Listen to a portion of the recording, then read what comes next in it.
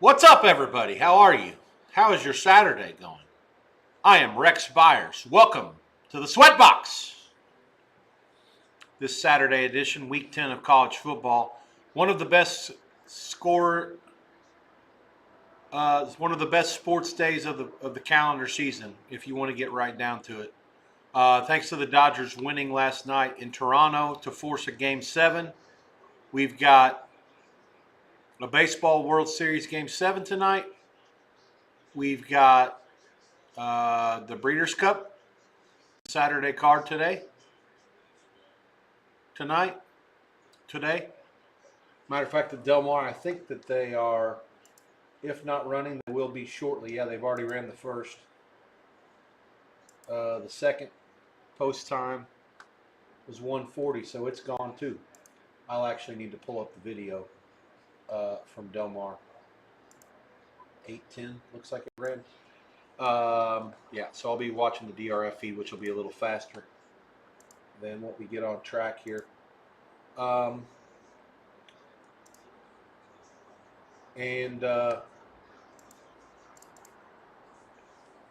Obviously a barrage of college football games. I'm going to run down. We are at the half. Combination of having to do a lot of work on that stuff. I was up late last night with Breeders' Cup working on a couple other things. Got a little late start today with the stream, so apologies for that.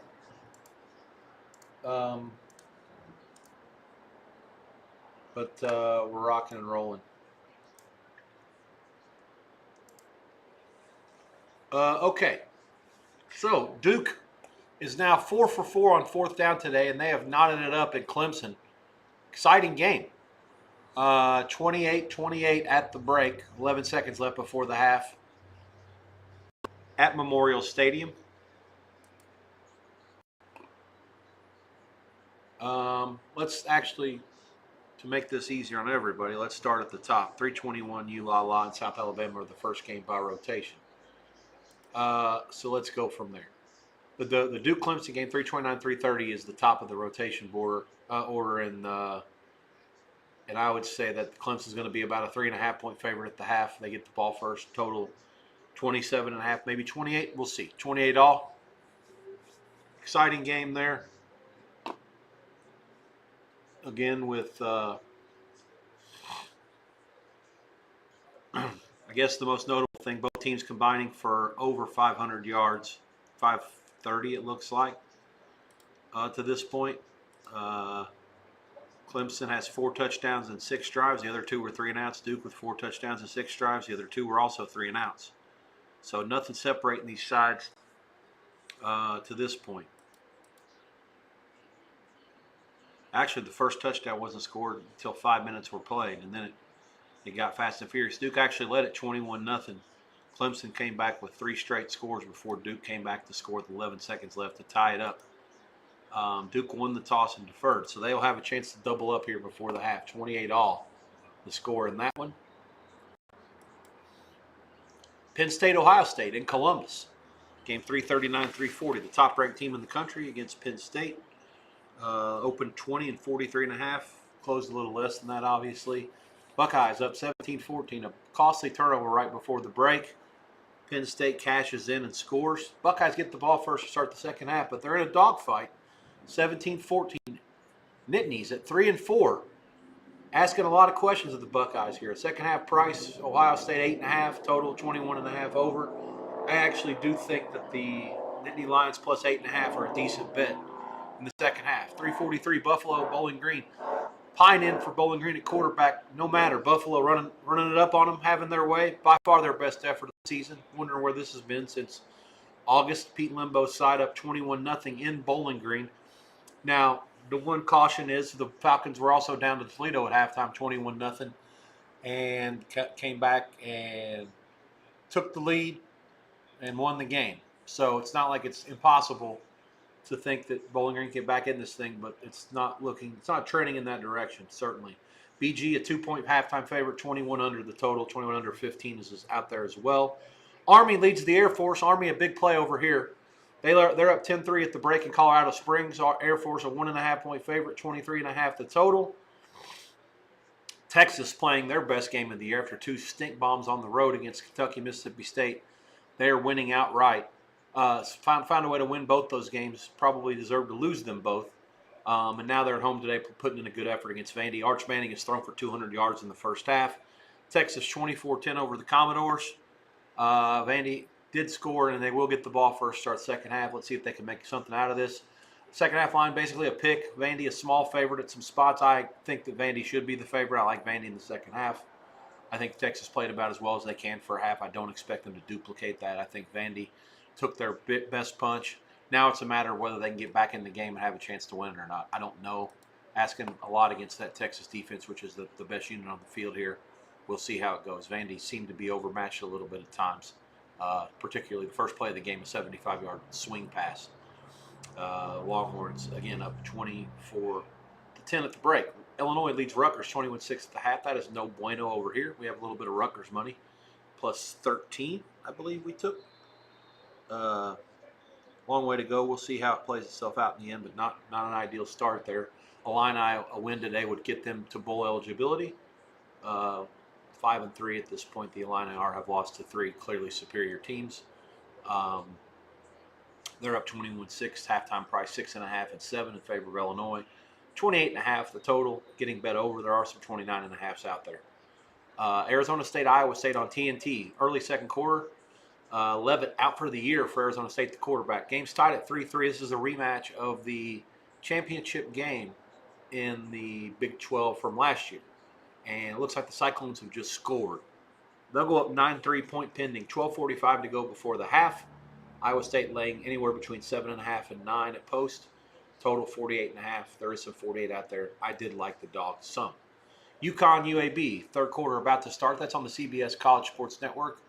UAB with a couple of picks, a couple of punts, and a loss on downs in the first half. So 3 turnovers in their 5 trips. Blazers are 3-4 off a huge win over Memphis State before the bye.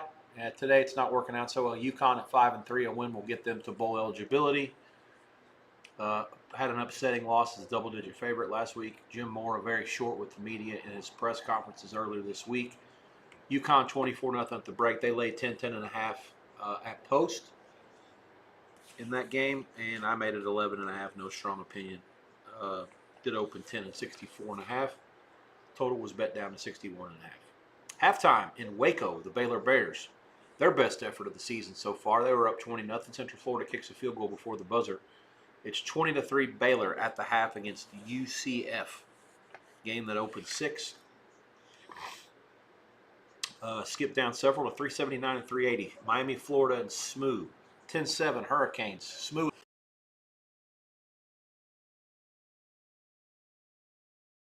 Moral win there.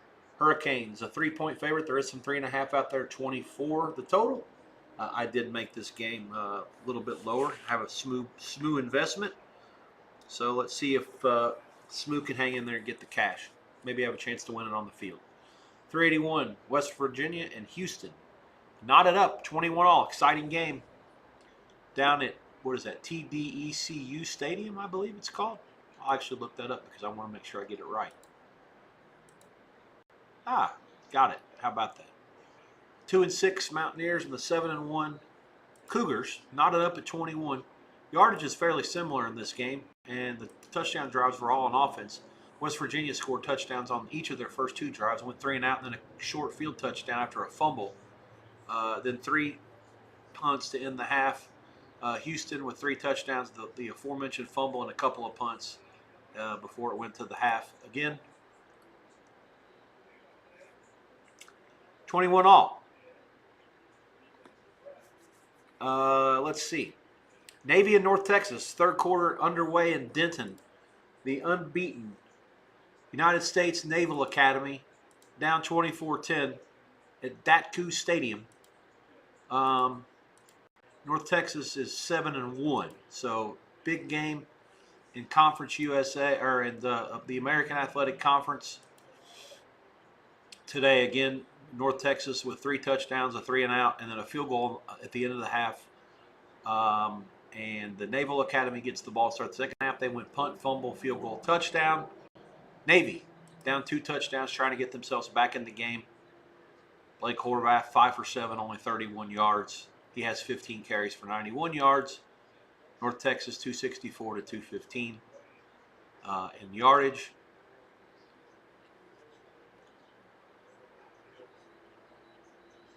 And that's that. That runs you by all of the games.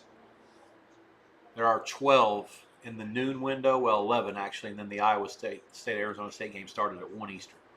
So, not a heavy window today in that early time slot. The next kickoff is in 6 minutes at Lincoln Financial Field. Temple is hosting East Carolina. That game, the Owls are catching 5.5 at home. Total is 58. That game opened 3, East Carolina 56.5. Interesting battle, mid-pack teams in that league. East Carolina 4-3, Temple 5-3. Coach for Temple in his first season, coming over from Sam Houston's done a hell of a job. Temple with a win gets to bowl eligibility in week 9. So that gets you up to speed on everything that's happening so far in the college football world. As you notice, I am dressed up today. Why, you ask? Well, it's Breeders' Cup Saturday. When I was running sportsbetting.com, it was I didn't make all the other people do it because they thought I was weird, but I did it myself. Every time there was a big race day, whether it be, usually I went home for the Derby, but if I didn't, Kentucky Derby, Preakness, Belmont, Breeders' Cup Friday, Saturday, I almost always dressed up as if I were going to the track, so always a nice shirt, tie, pants, all the proper amenities to make sure that you look great. Have a bourbon, and later tonight, obviously, probably fire up a good old Cuban cigar, or possibly a Dominican, maybe a Monte Cristo. We'll see how the day goes. You have to win to be able to get yourself in those spots. Feel free to ask any horse racing questions you want to. Again, I'm on the bench for each of these first 3 races in Southern California. No interest until the 4th. The Golden Cova Stakes is the 3rd race. It's a Grade 3, presented by Yamava. There is an Irish horse that's even money in the early pool, and appears to be an overwhelming favorite. See if he wins that way or not. And the 4th race, I actually like Sweet Azteca the 6, who is scratched out. There are 3 scratches in that race for reasons I'm still not aware of. And so I've sort of lost interest in that one. First post for that race is at the top of the next hour, 3 o'clock on the nose. And then most of the races, the rest of the day, will go every 40 minutes or so, give or take. Races 4 through 12 are all Breeders' Cup races, and I'll be with you for those in addition to the first pitch of the World Series. The last Breeders' Cup race goes at 8:25 Eastern. The World Series is going to go at about 8:15 in Toronto. The matchup in that game, Ohtani will start for the Dodgers due to the DH rule. He'll be able to pitch and then come out and do his duties at the plate as well. He's off of 3 days rest. He'll get the ball for LA.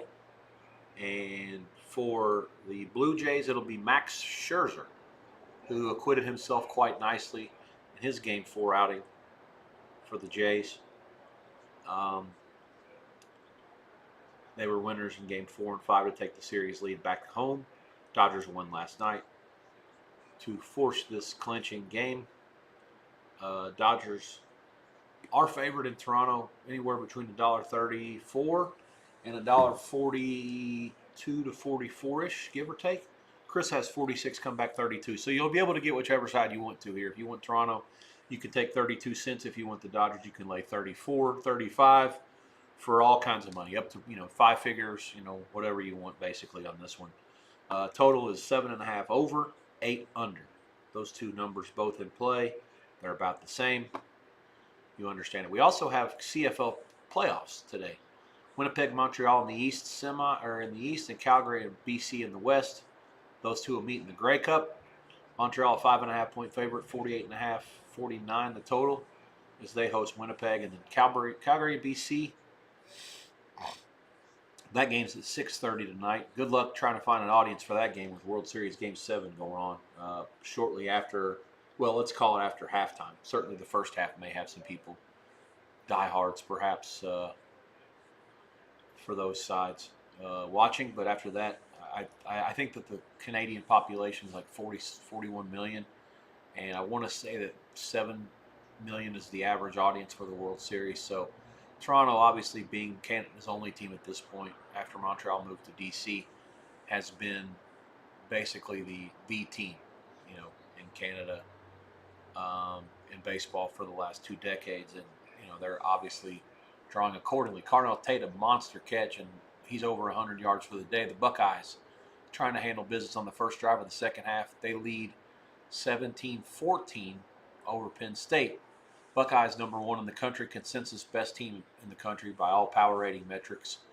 I think Sammy P printed his newsletter, Substack, yesterday, was saying 5 full points better than anybody is what one anonymous bookmaker was quoted as. I don't buy that. I don't think that they're 5 points better than Indiana or a couple other teams that are close. We'll find out soon enough, because they will end up playing Indiana, barring a miracle, in the Big Ten championship game in Indianapolis in a few weeks. And certainly, Ohio State will have a monster crowd there, but this will be a pseudo home game for IU. I expect a monster crowd. C.J. Donaldson bangs it in for the Buckeyes. 12-18 to go in the third. Ohio State 23, Penn State 14. BC a 6-point favorite, 54.5, 55 the total against Calgary in the Western semi of the CFL. That'll be the last I mention of that. We won't talk hockey today. Unless somebody wants to go to the chat and bring it up, then I'll dutifully give you the prices and my thoughts. But not a whole lot to say there. Let's see. What's happened since I talked to you last? Arizona State has punched in against Iowa State. Again, that game is on TNT. 10-9, 10:43 to go in the second quarter.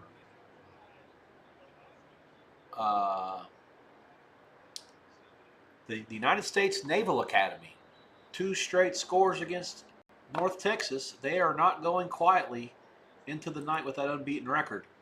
8 plays, 70 yards, 5:12 off the clock. Blake Horvath runs it in from 13. It's 24-17 North Texas. The Naval Academy actually has 1 more yard than UNT here. And they acquitted themselves nicely to get back in the game. Let's see what happens from here. 80 of the 88 yards for Arizona State came through big passes on that drive, and they matched the touchdown from Iowa State with one of their own. Darian Mensah, 15 of 24, 241 passing and 4 touchdowns in the first half. Absolutely outstanding effort from him, as they are tied with Clemson at the break, 28-all. Buffalo has scored against Bowling Green. They lead the Falcons 27-0, point pending. Early in the third quarter, it's turned into a romp, and that should get you up to speed everywhere. Duke, Clemson, Rutgers, Illinois, Central Florida, Baylor, and Miami, and SMU are at the break. All of the other games that started at noon are out of the break, and no updates in any of those in terms of scoring. Army, Air Force, the Flyboys are on the move, or they were on the move against my Army. It's 10-3 there. There's a commercial. Let's see what happened. 3rd and 8 at the Army 14. Oh, they must have had they turned it over on downs? Nope, an INT. Okay, so okay, good deal. Army takes over. They're deep in their own territory here. The drive started at the 12. Air Force has outgained Army 211 to 144, but Army leads at 10-3. Zarka 9 of 13 for 101, but he does have 2 interceptions. Hellum's only 2 for 6 passing, 42 yards. He does have the touchdown pass to Short, who has both catches today. And then Army's ran it 24 times for 104. This game has been ridiculously low scoring for many years now. I think Air Force has only won 2 of the last 8. And in those 8 games, and they've only covered in those 2 as well. And in those games, Army's held them to 9 points per game, which is a shocking number. If you think about it long enough, especially given how great Air Force's offense has been this year, particularly makes this effort to this point by Army to be very impressive. So Zarkas was throwing a square in, and the Army corner kind of bumped him, got the pick. So the Flyboys at 2-5, Army at 3-4. Obviously, the winner puts themselves in a position. Air Force has already lost to Navy, but if Army wins it, the Commander-in-Chief's trophy will go down to the last day of the regular season when Army plays Navy. I believe this year the game is either, I think it's in Philadelphia. Don't quote me on that. Army does punt it away to Air Force. The Falcons take over at their own 35 after a 49-yard punt and a fair catch. 7:05 to go there in the third. Army 10, Air Force 3. Certainly keep you up to speed there. Arizona State, Iowa State 10 all, 10:38 to go in the second quarter in Ames. And that'll get you up to speed everywhere else for the moment. East Carolina Temple about to kick off. After that game goes, the next one to kick will be on the CW at the top of the next hour at 3. That's Louisville and Virginia Tech. Cardinals laying 10.53 the total. In Blacksburg, pretty much the same price as what it was when it opened. Not a whole lot of movement to that. And then there are New Mexico plays UNLV. Calandria, the quarterback for the Rebels, is listed as questionable. That game has crashed. Rebs are only laying 3 now, and 61-62 the total. We'll see how it plays itself out going forward. There are a barrage of games in the 3:30 and 4 p.m. window. Certainly will keep you abreast of all that.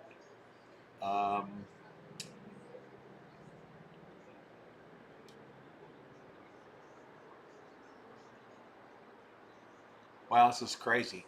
Ohio State hasn't lost a home game. It's in the conference that has not been to Michigan since all the way back in 2015 to Michigan State. And I think before that they hadn't lost one since 2011. So they've lost one game at home in the last 15 years. Crazy stat. Penn State, Grunkenmeyer, the QB today, 7 of 12 for 64 yards. Nittany Lions' rushing attack is going to be key to get them back in it, but the defense is going to have to get some stops. Obviously, it seems like every time Penn State threatens to make a game of it, Ohio State immediately scores and goes back up 10. It's not close for very long. The only reason it was 3 at halftime is because Ohio State didn't have the ball. Penn State scored at the very end of the first half. We're going to get underway in Dallas. 5-3 SMU trailing 6-1 Miami 10-7. Hurricanes lost to Louisville. And then also at home against Stanford, were life and death, 7-all at the half before a big second half. Hopefully they don't have something similar to that today. The good news is I don't think that they can just overwhelm SMU like they did with Stanford in terms of the talent. So let's see if the Mustangs can get back in this thing here. The kickoff comes out of the end zone out to about the 21. That's where they'll start. East Carolina and Temple are underway, and the Pirates are on the board first. That's Caton Hauser passing to Yannick Smith. 7 yards out, and it did not take long. 6 plays, 75 yards, 152 off the clock. They were consistent. Montgomery, 4 carries, 33 yards. And Hauser completed 2 passes. One for 35 and the other for 7. To A. Smith and Y. Smith. So, good start for ECU there in South Philly. Pirates, 5.5-point favorite at post. They are over that impost already. They lead 7-0. And the Owls will get it next. 7 coming to bat. Texas has scored against Vandy. Again, Longhorns right out the gate here in the second half. 10 plays, 92 yards. Arch Manning zings it in there. Touchdown on a quick slant. Over the middle to Emmett Mosley from 6 yards. Texas fight. Blaring through again at Darrell K. Royal Memorial Stadium. It's 31-10 Longhorns. 11 plays, 91 yards, 5:15 off the clock. And any hopes that Vandy had of making the playoffs are likely about to be extinguished unless Diego Pavia can make some sort of a miraculous rally here for the Commodores. I shouldn't say that. Vandy went out and beats Tennessee in the finale. With 10-2 with that schedule, they'll probably make it. But certainly this will be a devastating blow. No way to sugarcoat that. Longhorns at 6-2 probably need to win out as well, at least in the regular season. I think if they do that and make the SEC championship, they'll make the playoffs. Otherwise, any losses for here would give them a third loss, and it's hard to make an argument that they should be in with 3 losses. Penn State, 4th down. Jackson makes a play in the backfield. Now he's doing snow angels. Now he falls down. Now he's back up. Penn State in their own territory will assuredly punt it here. Air Force into Army territory again. They've been living there this half. Thankfully, haven't made any plays of note yet. Smooth, big completion on 2nd and 10 out to the Miami or to their own 37 to Hudson, and they'll be on the move. UConn leads UAB 31-zap, but not anymore. Brandon Hawkins Jr. touchdown pass, and 7:18 to go in the third. It's 31-6 point pending. UConn just a blown coverage. The guy was wide open for it looks like about a 60-yard, maybe a 65-yard touchdown pass. I mean, I'm talking about the blown coverage isn't even the right word. I mean, it was complete, just a complete bust. I mean, it's to say a blown coverage would be way too nice to and insinuate that it was anything close to even blown coverage. It was just absolute collapse. Altmaier for Illinois on 1st down, throws it into Rutgers territory, incomplete. 21-6 Illinois. 5-3 the Illini, 4-4 Rutgers. Again, the line 13 I thought was too high. It did close 13. There was a 13.5 out there late. Oh well.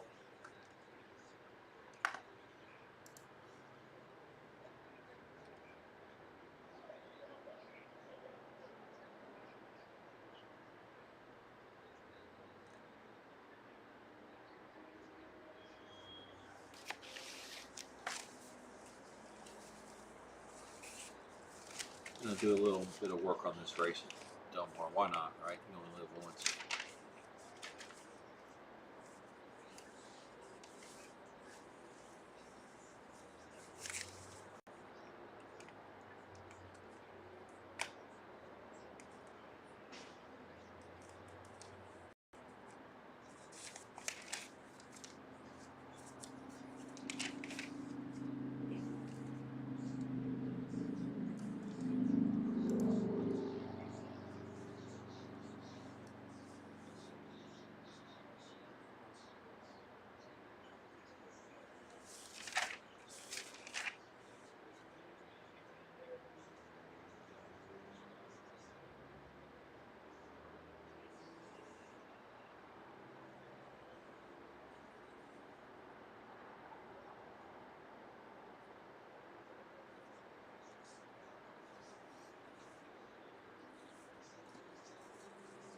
What else is happening here? UAB must have went for 2 and didn't get it. I don't see the point on the board. 31-6, 7:18 left there. No other scoring going on. Oh, wait a minute. Fake news. Smooth. Smooth. Smooth. Second half drive right down the field. Banging into the end zone. Excelente. Now let's give you the drive particulars here. As they lead Miami now 14-10. 9 plays, 79 yards. Kevin Jennings uses his legs, rolls left, cuts back right, finds the paint. And the Mustangs have taken the lead over Miami. 13-10 point pending. His points good by Keltner. 9 plays, 79 yards, 2:43 off the clock to start the second half. SMU. I did watch the Pony Express this week. By the way, it popped on a couple nights ago on ESPN2 after one of the college football games went final. And then I wasted 2 more hours of my life watching that. It was pretty good, to be fair. I hadn't seen it before.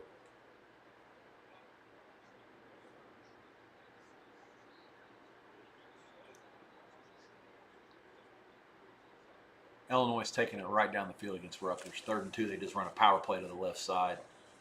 Nothing doing. No, the Rutgers no chance to stop them. 1st down Illini in the red zone now. Central Florida with the ball down 20-3 against Baylor. Second half, they are into Baylor territory. 3 minutes into the half.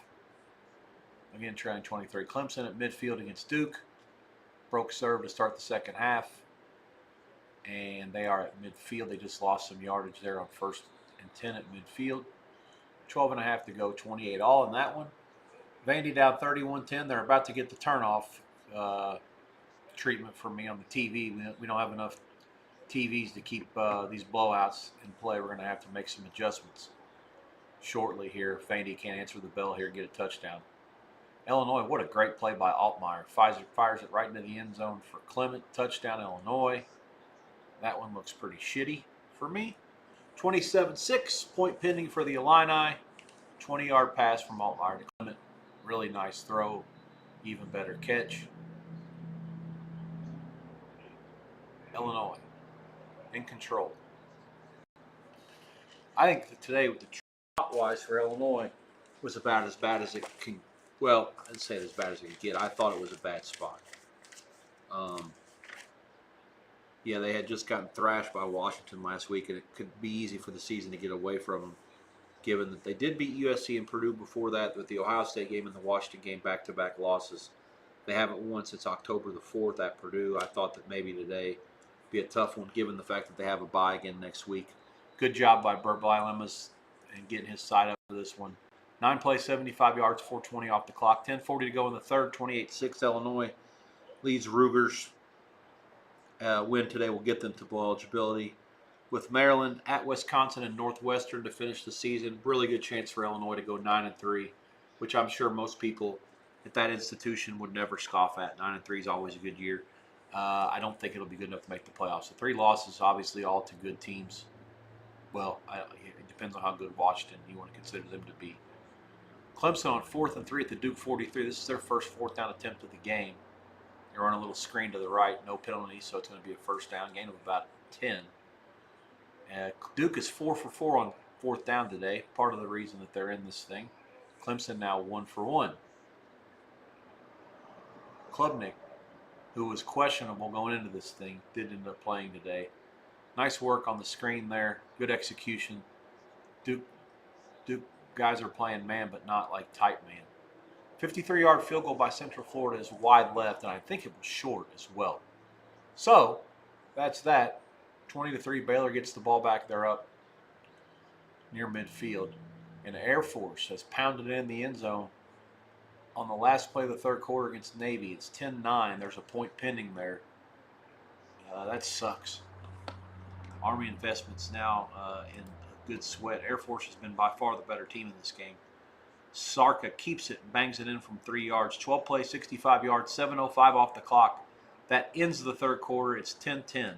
Air Force has outgained the Army almost 2-1. 281 to 146. 2 interceptions have kept Army in this thing, and they haven't done anything with them. Is the sad part. Those 2 interceptions have led to, I guess, 3 points. Army got a field goal off a short field. Actually started off a punt at the Air Force 43, and then another one at the Air Force 27. The Air Force 41. 14 yards and then a field goal. Okay. All right. Anyways, 10-all there. Air Force has all the momentum. Let's see if Army can turn things around here. The Service Academy's 3-4 and 2-5. Big game for bowl eligibility for both of them in the grand scheme of things. Let's see what happens. I liked Army a lot going in. I still do, but I don't like the way this game is trending. Certainly they have been outplayed today. Clemson finds the paint, and they are in, and UConn does the same. So 8:25 to go in the third, and Clemson's up 35-28 after breaking serve from Duke. I think that's Randall who bangs it. No, this is Woods. So his first touchdown of the day, and 8:25 to go in the third. Clemson 34-28 point pending. UConn, Hill wide open, and he's going nuts in the end zone.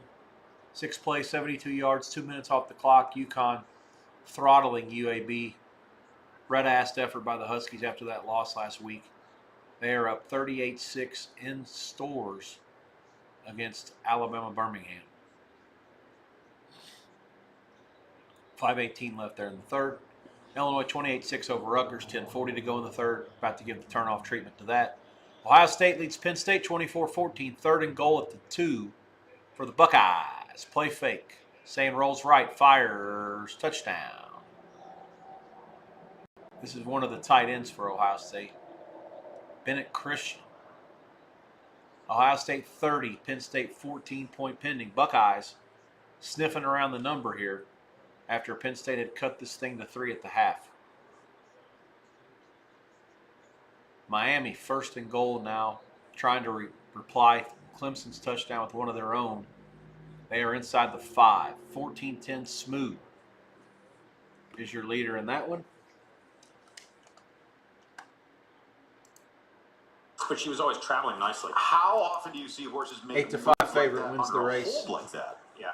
That's tremendous. What a fantastic Southern display California of talent. Just a vulgar display of equine athleticism in the late stages here. Scoring at 8-5 and making 8-5 look like an absolute gift. It looked like Breathaway would finish second for Miguel Clement under Flavien Prat. As we take one more look at this stretch run. I mean, he's doing nothing here but hang on. The filly's dragging him to the lead. She's much the best. Both of Joe Rosario's winners, I think in the stretch, he burned about 2 calories on both of them. Because he didn't have to move much on the earlier race for John Sauer and this horse here. That is her 5th lifetime win in 11 career starts, and she's won all over the country, internationally as well. It was the 9-horse looked like jumping for second there, and then the 5 and the 8 did get a piece of it at a big price. 3, 9, 5, 8, 2.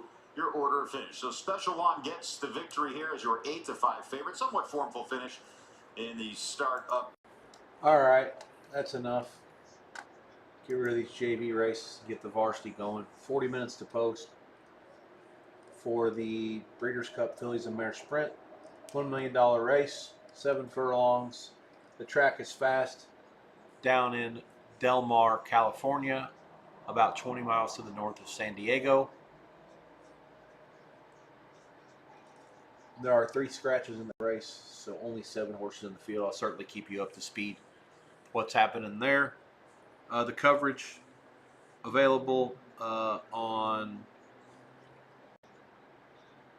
USA starting right now, or it's actually already started, and that'll go for another 90 minutes. After Rutgers, Illinois goes final, they'll go live to San Diego until 7 o'clock Eastern, and then the last hour, which is the last the last 3 races. The mile, the dirt mile, and the Fillies and Mare Turf will all be back on USA again for those of you wanting to watch it at home and not with BetDRF account or First Bet accounts. All right, underway in the 4th quarter. Army 10, Air Force 10 after the Flyboys long touchdown try to tie the game. Start of the 4th quarter, 15 minutes left. Army first play from their own 25. Option give to the fullback. Dive play for about 3. Again, the clock will move. That game will be over before all the other ones are, unless something, I don't want to say bad happens, but something would have to happen to make that game not be the last one done. Duke monster kickoff return. As a matter of fact, he gone. If there are no flags, Duke has tied this game on the kickoff. Clemson's 35-28 lead was extremely short-lived. 35-34 now after the kickoff return by the Blue Devils. That's about 95 yards. Hagens.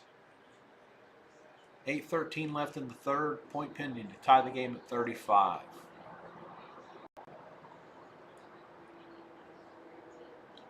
Penn State will start down 17 at the 3:15 mark of the 3rd at their own 17. Army runs the option. Good block by the receiver on the outside. They'll have the first down out to the 36.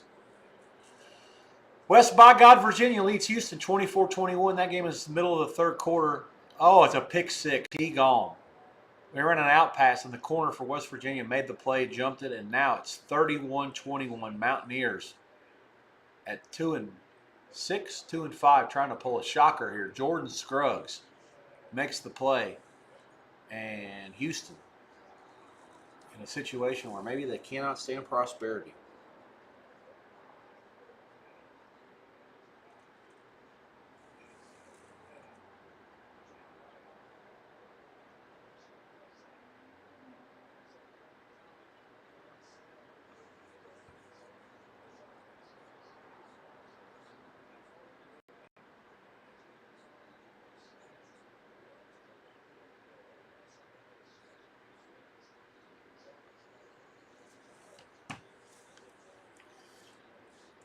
The race, the horse that won the 3rd in Southern California was a Kentucky Downs runner. He actually won at Kentucky Downs. One of my buddies was like, the Kentucky Downs jinx is over. And a couple of my friends and myself were quick to correct him and say, hold all tickets there, pal. That was not a Breeders' Cup race. So we'll see. The stats quite amazing, actually. Kentucky Downs, lifetime in the history of the Breeders' Cup, any horse that's ran at Kentucky Downs has not won a Breeders' Cup race. There have been 125 of these horses in the past. 0 for 125 to win the race. So basically, one of the handicapping angles, and I've used it the last couple of years, basically, if you have a horse that's ran at Kentucky Downs, he can't win. If you want to use him underneath, go ahead. There were 2 horses today that I actually liked, and then when I saw the Kentucky Downs angle, I said, well, he can't win. Let me see. I know there's one. There's one that stood out. Let me find it because I got a good laugh. Is it maybe in the... No, it's not that. Oh, here we go. The 6-horse Wimbledon Hawkeye in the 8th. I was giving him a long look. I like the Tory. Trainer's interesting. He won the Nashville Derby last time out as the favorite. But that race was at Kentucky Downs. And automatic disqualifier. Oops. So use him underneath if you like the 6 and the 8, but can't be on top unless he's going to be the first one to break the trend, the jinx, whatever you want to call it. Bottom line, Kentucky Downs is a very odd course. It has some hills. It's kidney shaped. It's on the Kentucky-Tennessee state line right off I-65. Just a really odd configuration and not like anything these American horses usually run on. Oh, smooth on down 17-14 swing pass to the outside. The running back had an easy first down and was looking ahead to see how far he could go. Drops the pass. SMU will be forced to punt. Back to the Hurricanes, who answered SMU's score with a touchdown of their own. Illinois leads 28-6. They have the ball back. Rutgers punted it to them. Clemson at their own 31 after a 6-yard gain on first down. Middle of the third quarter, 7.5 to go there. 35 all. A shootout in Death Valley. What else is happening scoring-wise? East Carolina leads Temple 14-0. In the first, that's an ESPN Plus game, no TV here. 9:32 to go there in the first. The West Virginia 31-21. Houston was driving to take the lead when they threw that pick 6. That's certainly on FS1, certainly a game that you're going to have to keep an eye on, as it would send a resounding shock through the Big 12, given that Houston has played themselves in position to compete for the conference championship game, and that appears to be all but out the window if they find a way to not win today at home against Houston, or against West Virginia. North Texas leads Navy 31-17 going into the fourth quarter. North Texas's touchdown, 10 plays, 50 yards. This came with 46 seconds left. Hawkins a 6-yard run. 31-17 North Texas. The Naval Academy has the ball at their own 35. End of 3. North Texas 31, Navy 17. The Naval Academy undefeated going into this one. North Texas at 7-1. Good early game, certainly. Vandy down 31-10 against Texas late in the third. I'm going to go ahead and make an editorial decision to change that game. I have to watch something that's a little bit closer. Sorry, Vandy. Thanks for the effort, but you're out of there.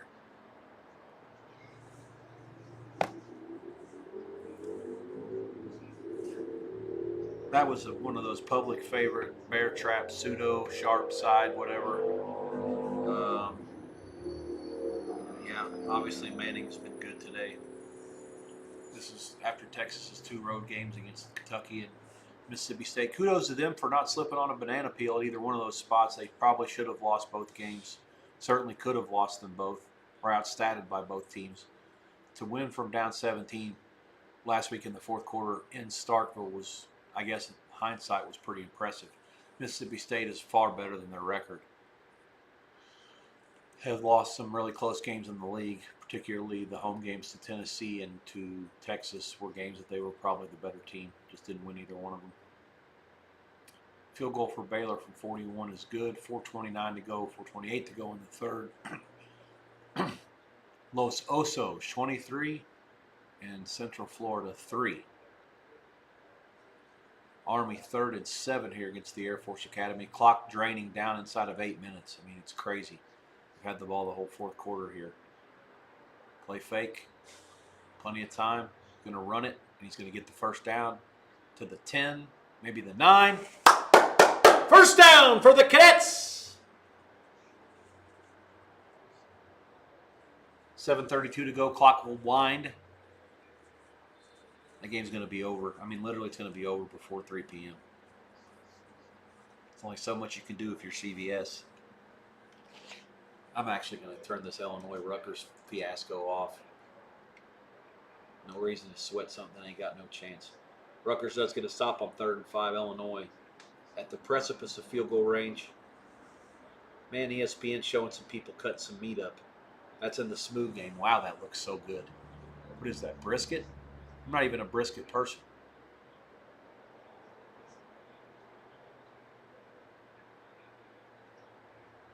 There's some serious talent on the sideline for smooth as well. I'm not talking about the players. End of 3 in Columbus. Buckeyes have it at their own 30. 31-14, they lead Penn State. First down, Illinois. There is a flag on the field. I think it's going to be against Rugers. Let's confirm this. Hang on.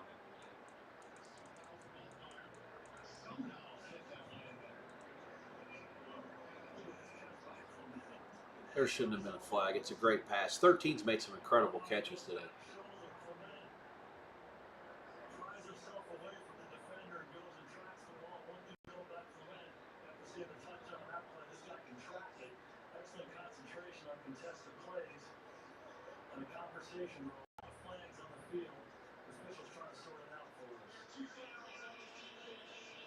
Both against Rugers. Offsides first.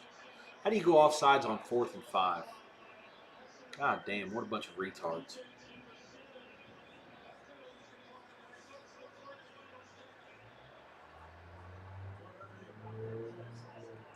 I don't like anything about that play. Matter of fact, that game's going off. I've had enough of it. Tap out.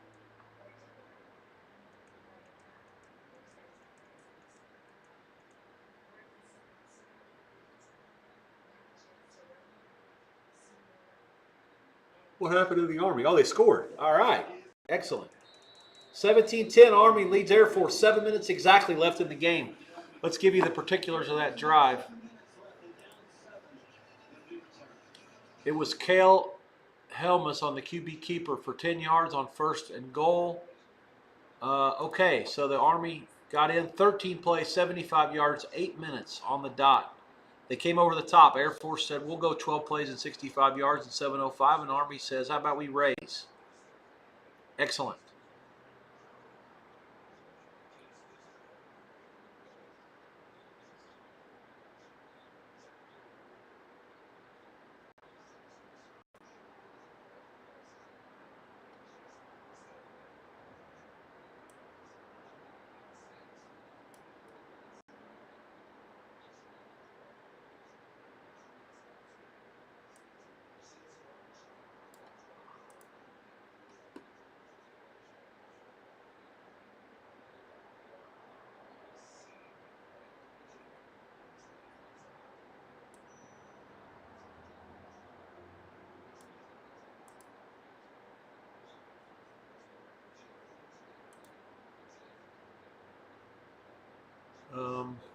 Let me see here. Okay, so they took another commercial. They're trying their best to slow this Air Force and Army game down.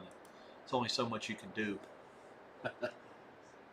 Oh, we got the national anthem at Del Mar. For the ramparts we once were so gallantly true.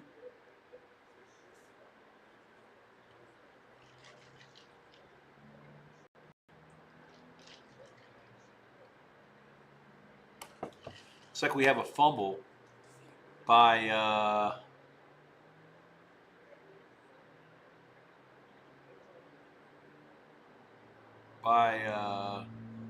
Arizona State. So the Cyclones will take over at the ASU 23. It's 17-10 ASU. I'm impressed with the effort, even without Levitt, that Arizona State's put up to this point.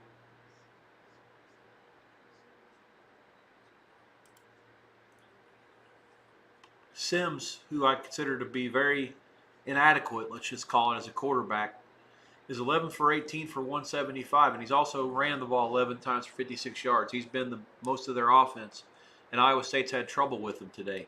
ASU 5-3, Iowa State 5-3. Obviously an elimination game in Ames in terms of anybody that will harbor any hopes to make the conference championship game, have to win out from here.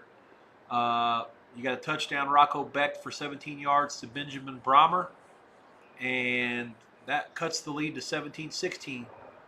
Conradi's extra point is no good, and Arizona State continues to lead 17-16 in a game where they're catching 8 in Ames. 1:01 to go before the break.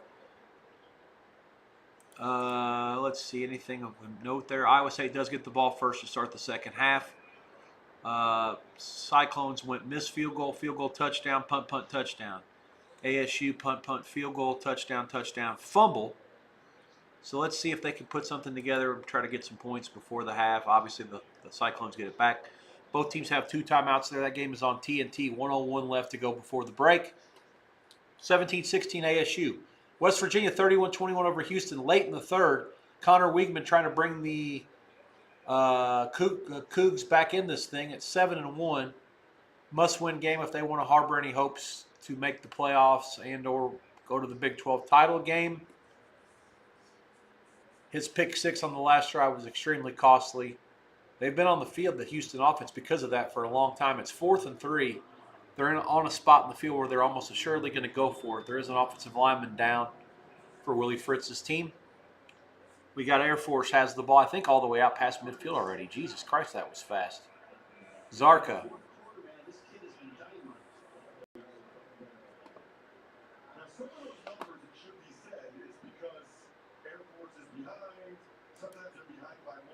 Oh, Ross Tucker on the call in this game. Illinois scores another touchdown. Rutgers is completely thrown the towel in today. 35-6 Illinois, 3:25 to go in the third. Texas leads Vandy 34-10. That game is at the end of 3.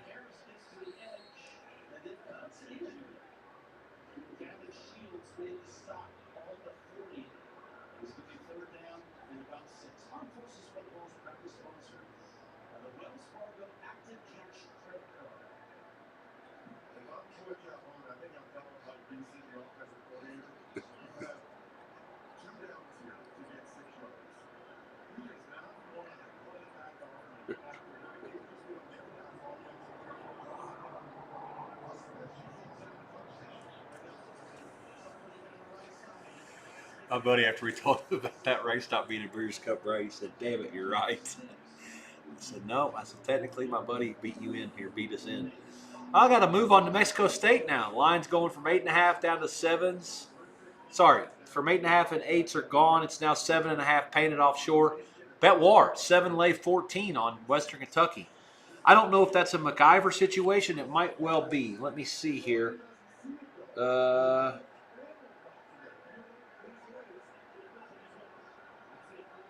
Let's see. Tunes has Vatek under. He didn't release anything else, so it's not him. Oh, man. 4th and 6 for Air Force. Big play. First down inside the Army 25. 4:21 to go. Clock will continue to move. 13-yard gain there for the Flyboys. This is a good play. A lot of misdirection. They basically threw a throwback screen to the back, and there was a missed tackle by Air Force. Let's see. Yeah, there was a guy. He would have had a chance. It would have been right at the sticks. Probably still a first down. Air Force gets out of it. Play fake. Fire over the middle. Zarka complete down to the 10. First down. Air Force. 3:46 to go.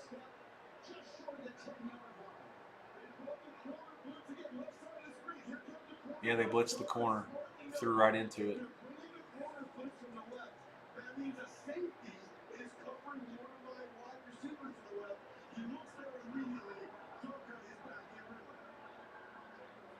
First and 10 at the 11.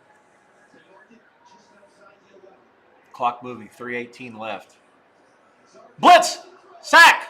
Ball's out!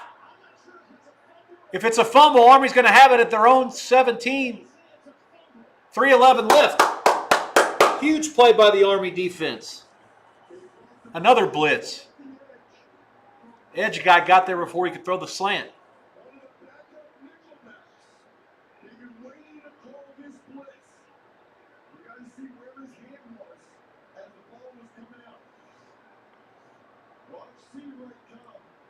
Oh, this is a fumble.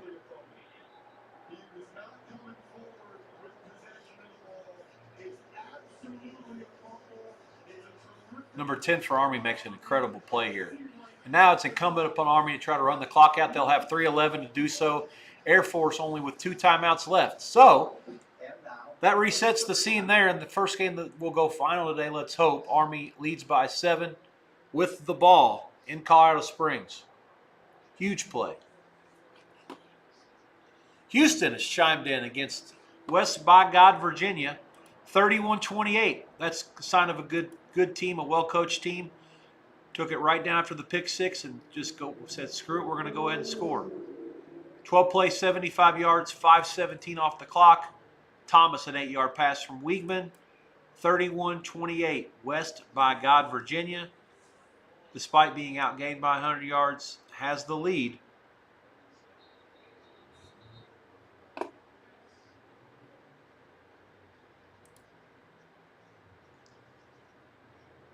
Temple has found the paint against East Carolina. 4:27 to go in the first. ESPN Plus there in South Philly. It's 14-7 ECU. No other games have any points at this juncture. Navy has the ball 4th and 2 at the North Texas 9, 31-17 UNT. Naval Academy needs a touchdown here to have any chance to stay in the game and keep their unbeaten record intact.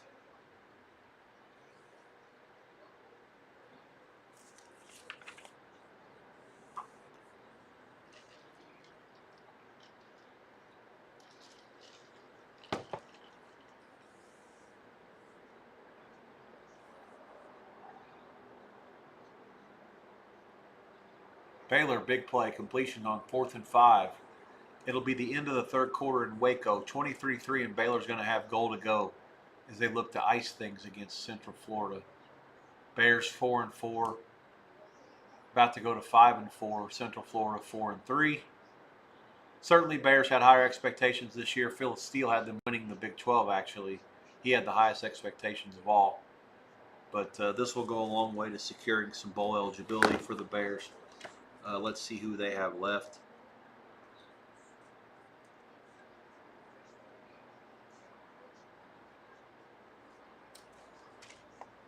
They'll have a bye next week. They got Utah at home, at Arizona, and Houston at home to end the season. Certainly would expect them to do no worse than at least a win out of that to get to 6. Clemson kicks a field goal against Duke. Hauser's kick is good. It wasn't from very far. I don't know what the down distance was. But they take a 35-38 lead over Duke. 14 seconds to go in the third quarter. Army on 2nd and 3 gets nothing. Clock continues to move. No, it doesn't. There's a timeout for the Air Force. 17-14 Miami leads SMU. 4 minutes to go in the third. 2nd and 10 SMU has it at their own 30. So after they've forced a punt, the defense gets a stop. They have it back now. Air Force calls its second timeout. 2:26 left, 3rd and 5 for the Army. A first down here would be vital and would basically essentially confirm the fact they can run the clock out. Looks like Navy on 4th and 1 gets a yard. It's 4th and 2, and they only got 1, but yet the box score showing me first down Navy and goal.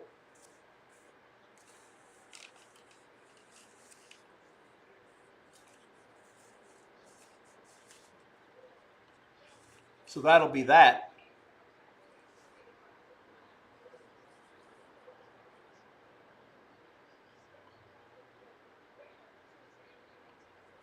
What does Navy end up doing here? So I want to see this play. They go shotgun. I'm on the delay, obviously, with ESPN 2 feet.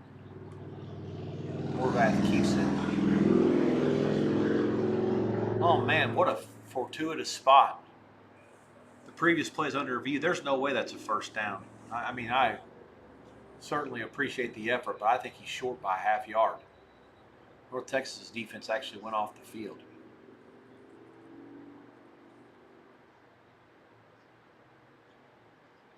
No, they went ahead. The refs going first down North Texas. I think Navy's at least going to get a spot. And there is a review. Let's just see what they. Yeah, so it's a turnover on downs as things stand. I think that's what it's going to end up. Uh-oh. The smooth quarterback throws his helmet and he's limping off the field. He's hurt. Might be injured, actually. Oh, man, it looks like a sprained ankle. Oh, catastrophic turn of events here. First down smooth, but the quarterback's out of the game. This is the one fucking TV I can't get to.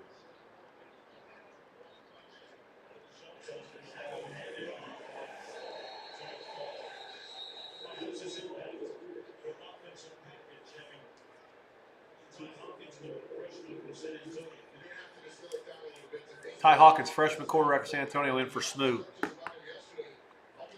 Jennings limping around over there.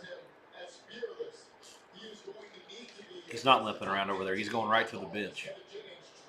No, he's going right to the locker room. He's done. 3rd and 3 Army. They get about 2. And that's it. Air Force calls their last time out. Army's going to have to punt. Great throw by the freshman quarterback. Incomplete pass to the tight end, but it's a flag. Miami interfered with it. It'll be first down smooth. 1:31 to go in the third. Down by 3. This Army keeper was good for maybe a yard, maybe 2. I actually thought for a second he was going to get there. The spot was not very friendly. It looked like it was closer to like a yard to a half yard. UAB scores against UConn to cut the lead to 38-12. Need a couple more scores there, anybody that's got the over. But they're at least alive. Yeah, North Texas Navy, the call did stand. North Texas keeps it. Hawkins a 4-yard run on first down out to the 12. Clock moving. North Texas up 31-17 with the ball against the Naval Academy. They're about to salt that one away and give Navy its first loss of the season. Nothing's changed in Columbus. The Buckeyes, 31-14 over Penn State. They have it. Oh, big play. Missed tackle. 30, 20. Down inside the 15. Ohio State 1st and 10 at the 11. Jackson, a monster carry. 10:28 left there. Ohio State up 17. Looking for more to get ahead of the number. One more is all it'll take.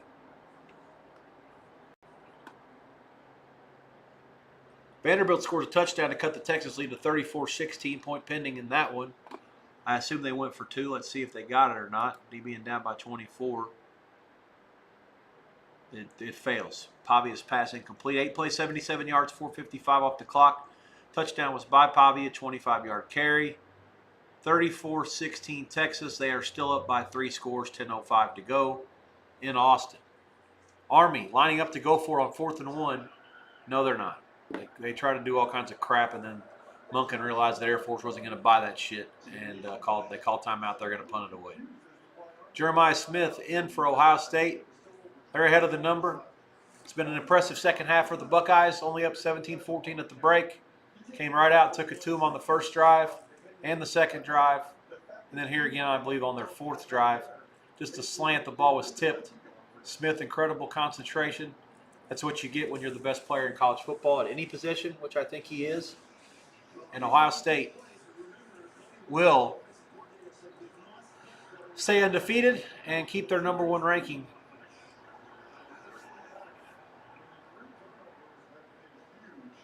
They'll be 8-0.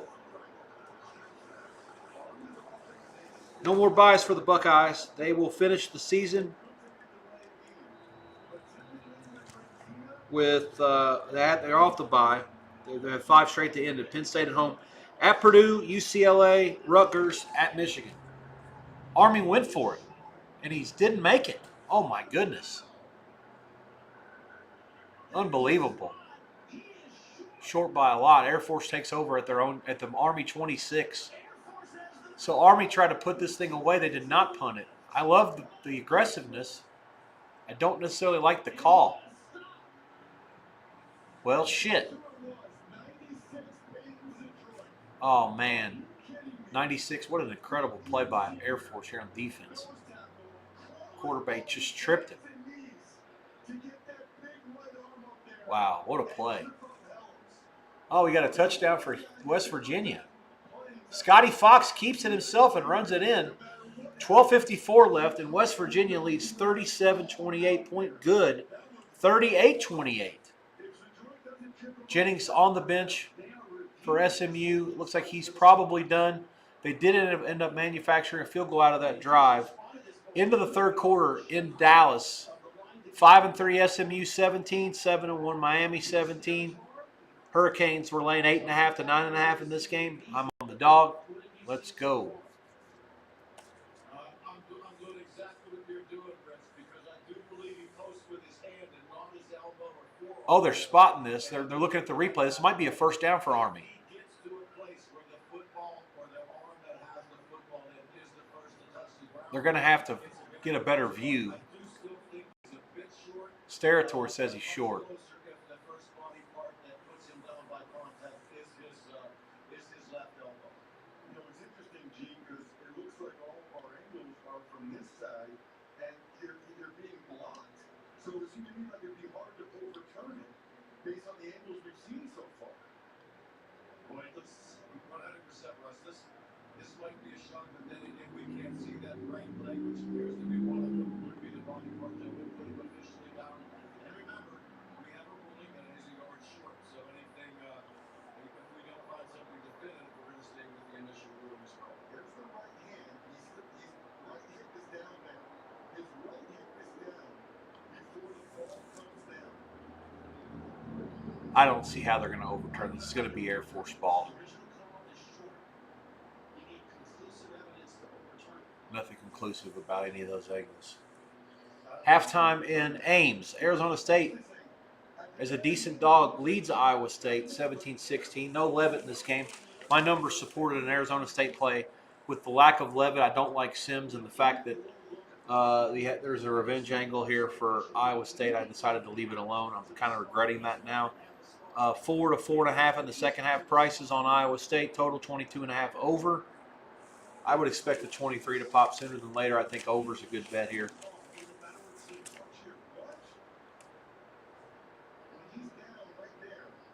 They're taking a lot of time on this replay. Maybe this will turn out differently than I thought.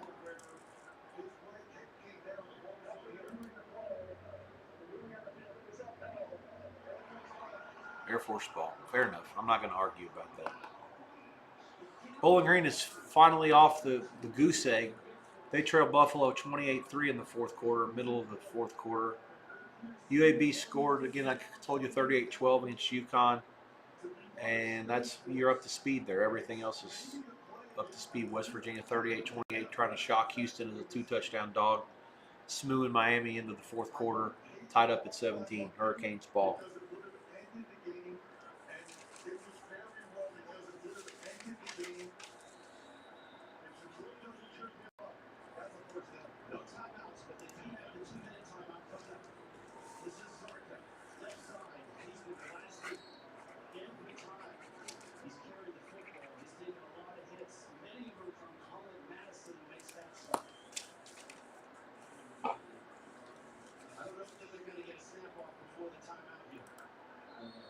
Second and 7, 2-minute warning. Air Force has it at the Army 23.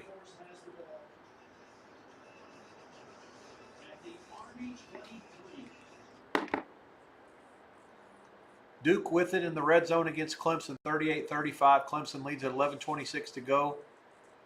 Play clock down to 1. Mensa's pass is out to the outside, complete. It looks like no gain, maybe a loss of a couple yards. It'll be a 3rd and 11 here for the Blue Devils. Clemson defense, good job here, trying to stiffen up down here in the red zone.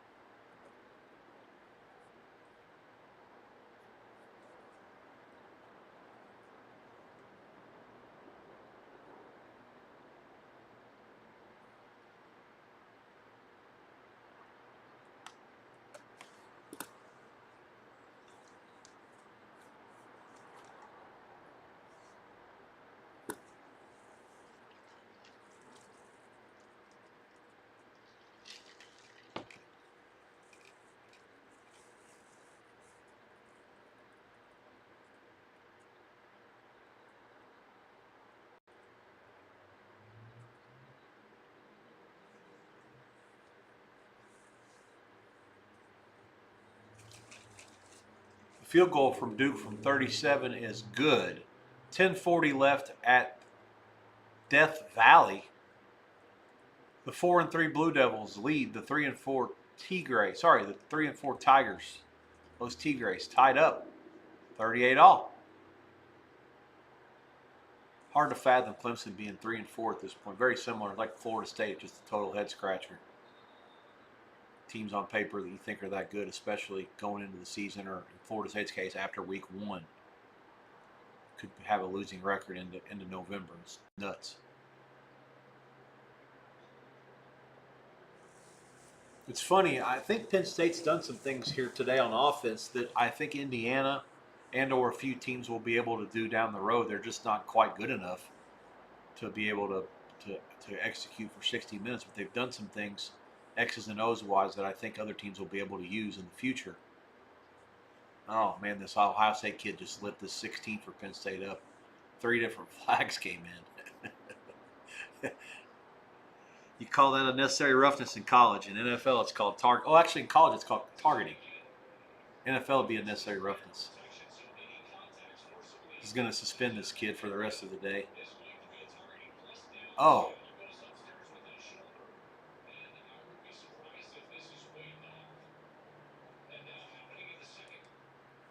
Air Force, 3rd and 1, throwing for the end zone, incomplete. 1:29 left, 4th and 1. There is a flag. Hold all mutuals. Man, Air Force went for the touchdown right there on 3rd and short. I wasn't expecting it, and neither was Army. And now there's a heck of a conference going on at the end zone. I can't see this being interference. You must be shitting me. Troy Calhoun getting debriefed. There's multiple flags on the play. There's one in the end zone, and there's one before down the pass interference. Defense.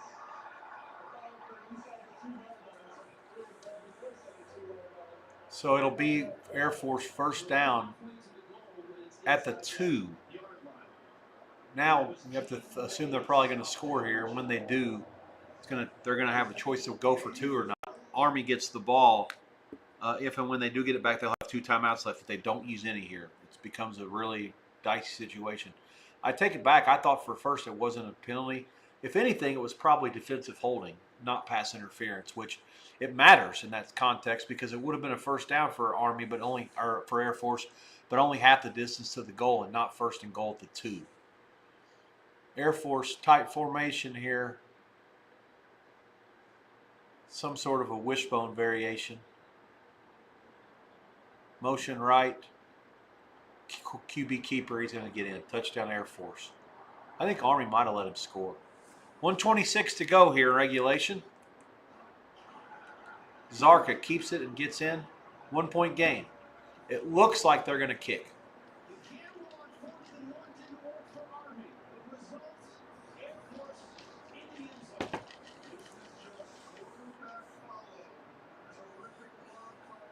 Yeah, QB lead.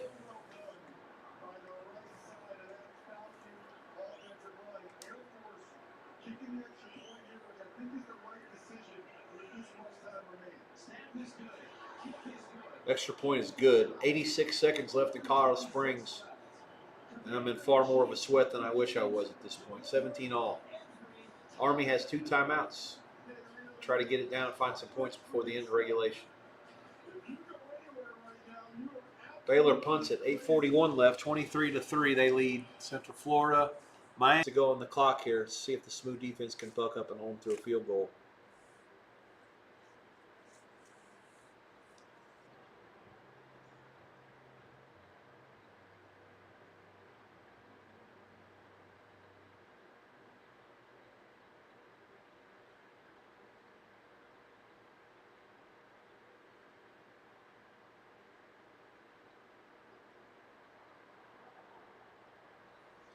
Penn State down 38-14. They have banged it into the Ohio State red zone.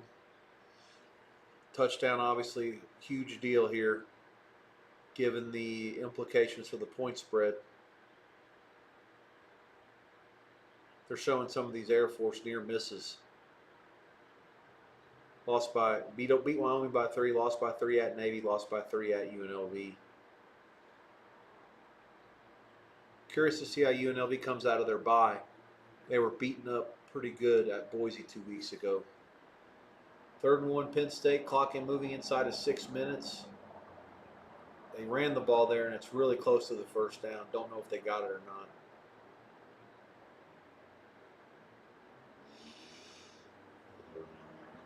4th and 3 for the Hurricanes. Clock moving inside of 10 minutes. They're going to have a field goal from 45 here.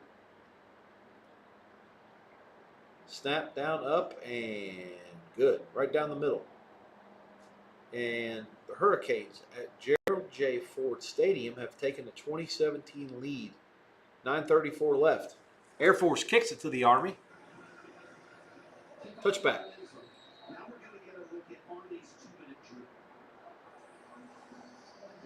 Touchdown Clemson. Big long play. 45-38. Clemson 10:28 left against Duke.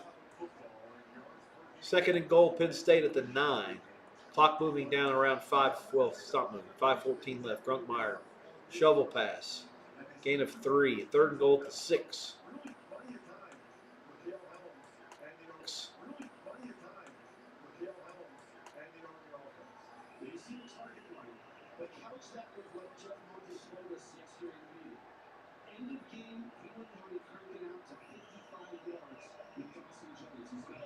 Says Jones's leg is good from over 50.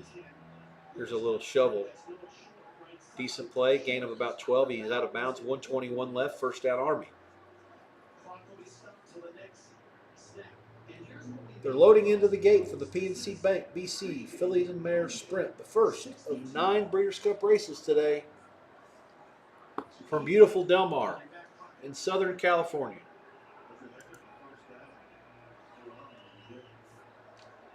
Three scratches in this field, so only 7 horses are going to post. This is one of the smaller races of the day.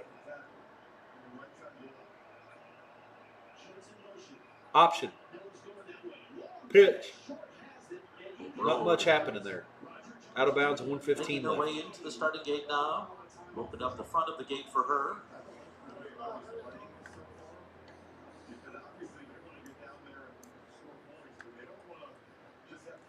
Has moved into line now. Here's Ricci and Baba just waiting for Praying.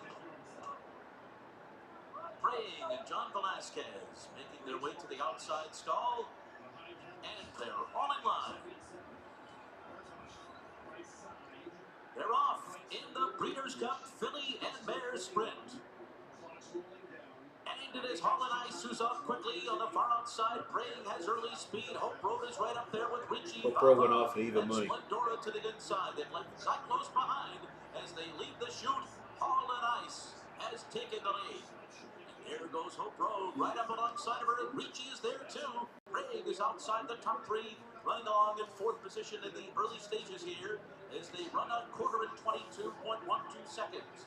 Splendora is 5th down on the inside, just ahead of Baba, and Cyclos is 8 lengths. 4th and 1 Army, first down. Goosed it.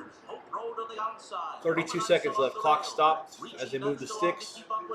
Out past the 45 to the 46. Army needs probably about 25 more yards to get to field goal range. Cyclos on the outside, 44.64 the half, and Hope Road has taken the lead on the far turn. Splendora has circled up on the outside, then Ricci. Harlan Ice down toward the rail. Baba begins her run, but she's got 4 lengths to make up as Splendora has taken the lead under Flavia Pratt with 1 furlong to run. Leaving stablemate behind Hope Road 2nd. Then comes Baba to the 5 seconds left. Army has 1 timeout left. Clock moving. They're going to run it to the middle of the field, inside the 10. Clock is right. The ball's right in the middle of the field. She's won 3 races in a row. She's a filly who is getting better and better. They've run it down to 2 seconds left. They call a timeout. Going to have a 27-yard field goal, maybe a 26-yarder to win the game.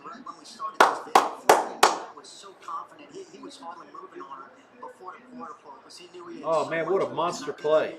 Those quick early fractions were going to help him in the end. And to your point, Mike, she's now 4 for 4 here at Del Mar. This man coverage and Helms threw a dime right on the money. Oh, man, what a great play. Man, this Air Force plays in so many good games. going They're fun to watch. I don't like betting against them so much. It's worked out okay, and it hopefully will work out today. Grade 1 reminder that turning back into a 7-furlong race is a good idea. What's most remarkable about Splendora is from the time she broke her maiden all the way through this victory today, she has improved and taken a step forward, even in terms of her speed figures, in almost every start of her career. That is remarkable. It really is, and she has a remarkable performance under her belt in the first Breeders' Cup race of Championship Saturday at PNC. Breeders' Cup Filly and Mare Sprint goes to Splendora Fava. Rounds out the exact at 9-1 Hope Road. 2-3-8-1 in California to start the day. 2nd and 8, the Army field goal down and good! Army 20, Air Force 17 is a final. The first final of the day is in the books. Cash the Army tickets. +1 in the contest, +1.5 earlier in the week. I have no idea how they could possibly have been an underdog in this spot. Army wins it. They go to 5-3. Sorry, to 4-6.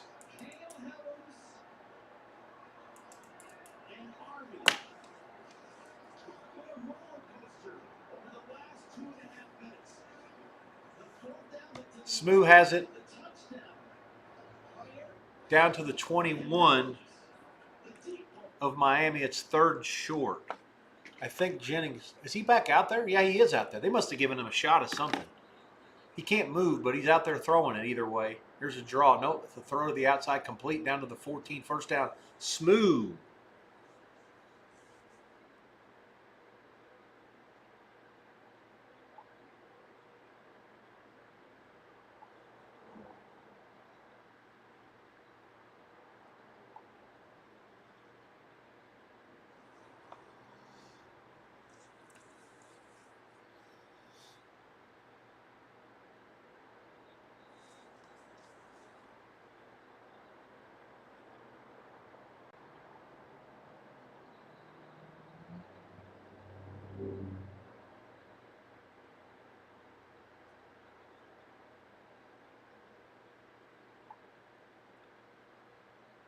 It looks like the 2 had a rocket up its ass, and then I saw the times, and it's not more like the rest of the horses just decided to stop. Oh, man, that's awesome. I'm excited about this Army win.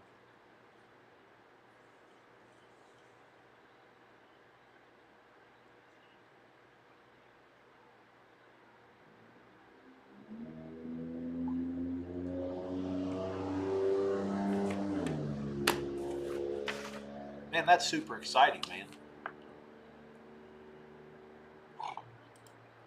Get the old blood boiling here early in the day. I like it. The game didn't even take 3 hours. How could you not love Service Academy football? Underway in Las Vegas. I think I have a feed on this game. I'm going to actually put that on the fast feed for a bit. He has all of everything last year. He's a guy who's had 10 or more tackles in 4 games this season, including 2 in the last. Rebels wearing their home red today with white drawers. Mexico white on white with white hats.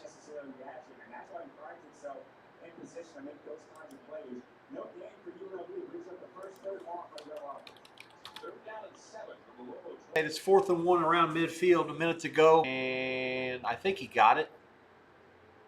Oh, horse shit! Kicked it over the bar, and they're saying it's no good. 6:24 left. Miami's lead is 3. God, that sucks.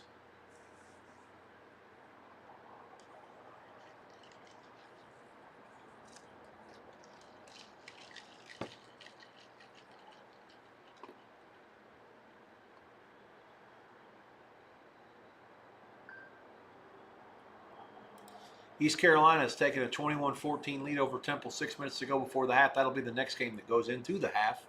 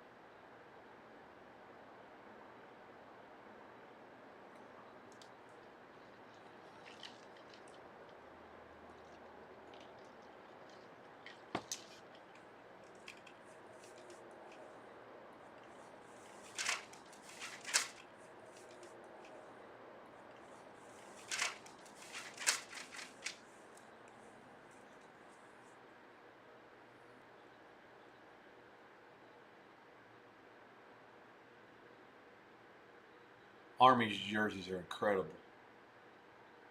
The alma mater's also a great part of Service Academy football.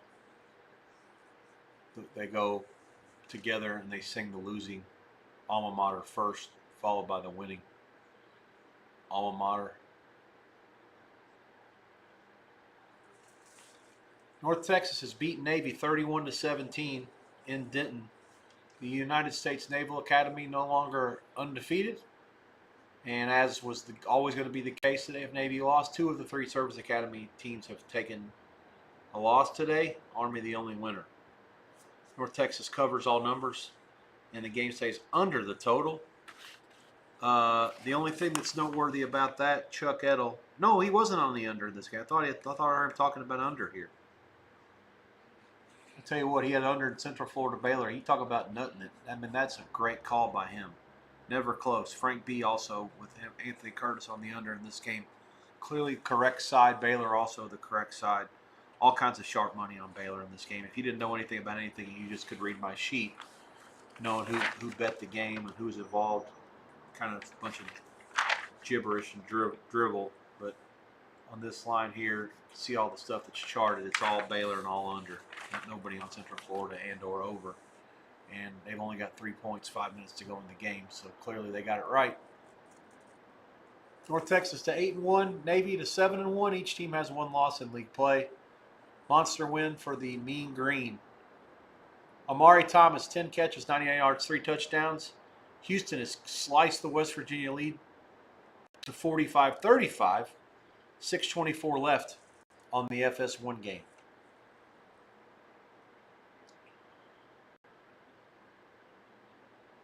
Rutgers scores against Illinois to slice the lead to 35-13, 5:47 left there.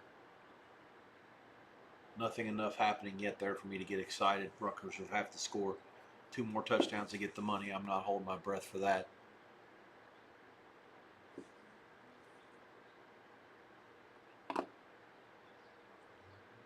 Stuckey is asking about the SMU field goal. Look good. I agree. I thought it was good as well. Anyways, Miami moving it out to the 30 now, 2nd and 5. They're trying to eat at the clock now. 6 minutes to go, and it is moving. Each team has 2 timeouts in Dallas. Miami a 3-point lead. Louisville, Virginia Tech on the CW. That game is underway in Blacksburg. No score in the first. Everything else in the 3:30 window and later. UAB has scored a touchdown against UConn to cut the lead to 38-19. That game's going to go final with that score. There's only 7 seconds left in that game. Still under the total and still don't get the money. Buffalo 28-3 a final. Ohio State 38-14 a final. North Texas 31-17 a final over Navy. I've reiterated that multiple times, I believe. New Mexico down to the UNLV 42. First down, Los Lobos. Midway through the first quarter.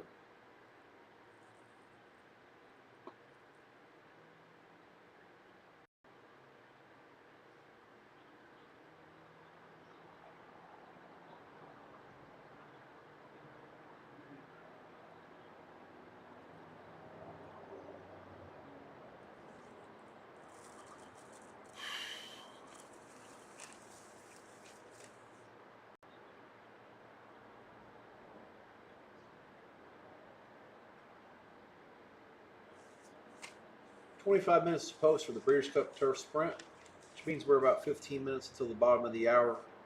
I'll go briefly over the 3:30 games and with the prices. And I'm going to pull up the box scores, take a little break.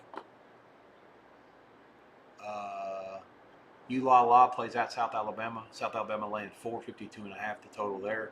Notre Dame is at Boston College. This game is on ESPN. Notre Dame laying 31.5, 55.5 the total. I actually like Boston College. I can't believe I said that out loud. Let's see. Got Indiana, Maryland CBS game. Hoosiers laying 21-51 the total. Central Michigan is at Western Michigan. 4 o'clock Eastern start there. That's on ESPNU. Western Miss 6, 42.5 the total. At 3:30, Michigan State is at Minnesota. That game is on Big Ten channel. Gophers were 5 and 44.5 at open. They're now 4.5 and 44. There is a couple of straight 45s out there in town. Fresno and Boise. That game is on FS1. Boise lands 17.5, 48.5 the total. Virginia is at Cal, game 370 on ESPN2. Channel, a huge rivalry there. I kid. Pitt lands Kansas State, hosting Texas Tech. They own the Red Raiders. That game is on Big Fox. They own the Red Raiders, but they're going to have to own them. They're catching a touchdown today. 51.5 the total. Consensus price. Arkansas, Mississippi State. Hogs at home. SEC channel there. Hogs laying 5. Total 66.5. There are a couple of 67s if you look hard enough. Old Dome and ULA Monroe. I believe that Arminta playing for Monroe. We have a bet there plus 17. The line painted 17. 56, 55.5 the totals. That is an ESPN Plus game.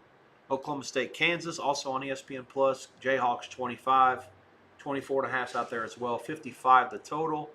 Delaware at Liberty. We have a Liberty Bibberty bet. 398 minus 3. Game is up to 3.5. 53 the total. New Mexico State, Western Kentucky. Hilltoppers between 7.5 and 8.5. 53 the total. Game is on ESPN Plus. Georgia at Florida. The cocktail party is on ABC this year. In Jacksonville. Dogs minus 7. 50.5 the total. It opened 8. And that's that for the 330s. And with that, I will take a quick timeout. I will be back with you in a bit. I'm going to throw up the lines for you to look at. If you have any questions, put them in the chat. Otherwise, we'll be in touch shortly. God bless. Good luck.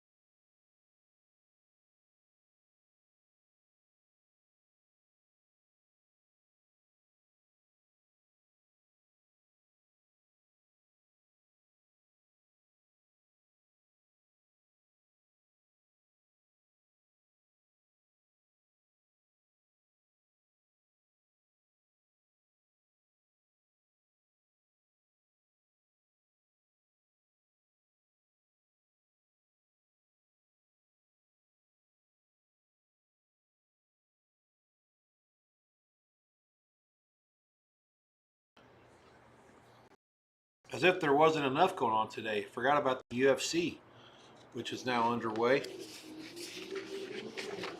They're fighting at the Apex today. These are all ESPN Plus fights, but they'll be going. The last one, Onama and Garcia, doesn't go until around 6:30, 6:40 Pacific time. So long day there.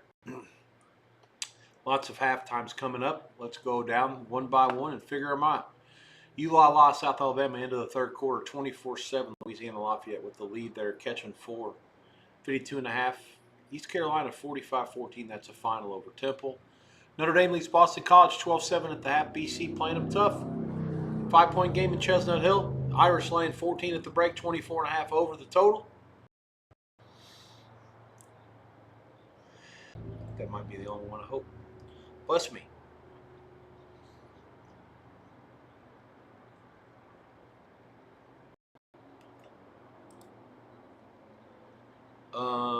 Let's see what else. Maryland got the first 3 against Indiana. They now trail 20-3. Hoosiers forcing a ton of turnovers. They've been pretty impressive.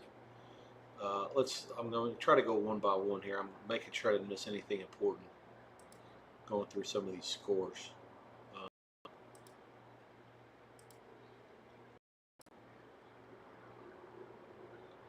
Yeah, it looks like I'm okay here. A lot of these games were at halftime. Indiana, Maryland, 20-3. Hoosiers laying 9.5. I mean, that's like, it's insane to even think that that's the score and that's what they're laying at halftime. But it's right. I mean, I'm not going to complain. I don't disagree with it. Maryland gets the ball first. Other than that, I got nothing.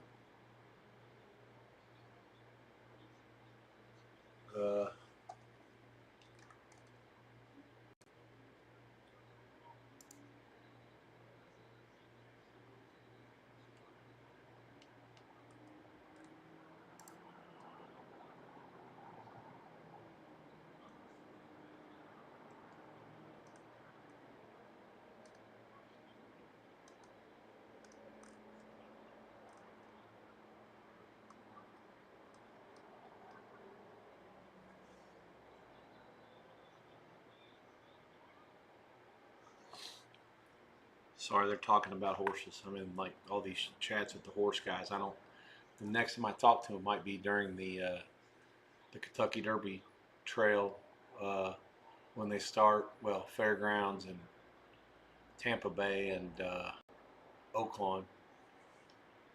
When those 2-year-olds now turn into 3, they start running prep races in January, February, especially the Rebels in February, Southwest.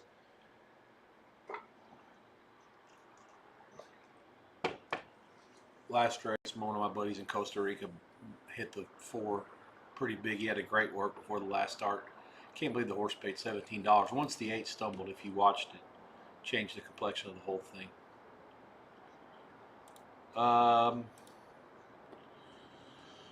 Okay, let's see what else is going on here.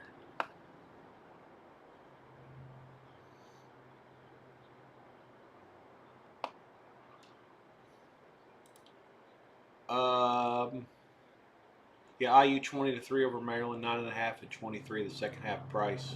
No thoughts, no opinion. Louisville's taking the lead at Virginia Tech late in the third quarter, 21-16. That game's on the CW.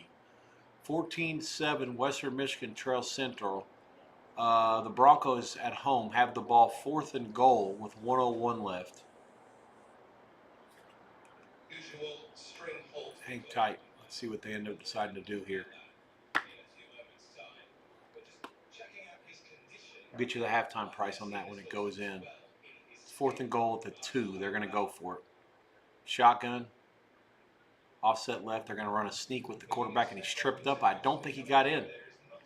Oh, did they fumble? Yeah, even worse, they fumbled. So Central Michigan gets the stop. They'll take over at their own 5. They have 2 timeouts left, 56 seconds. They lead at 14-7. That's no bueno. I have Western Michigan ticket to win the MAC.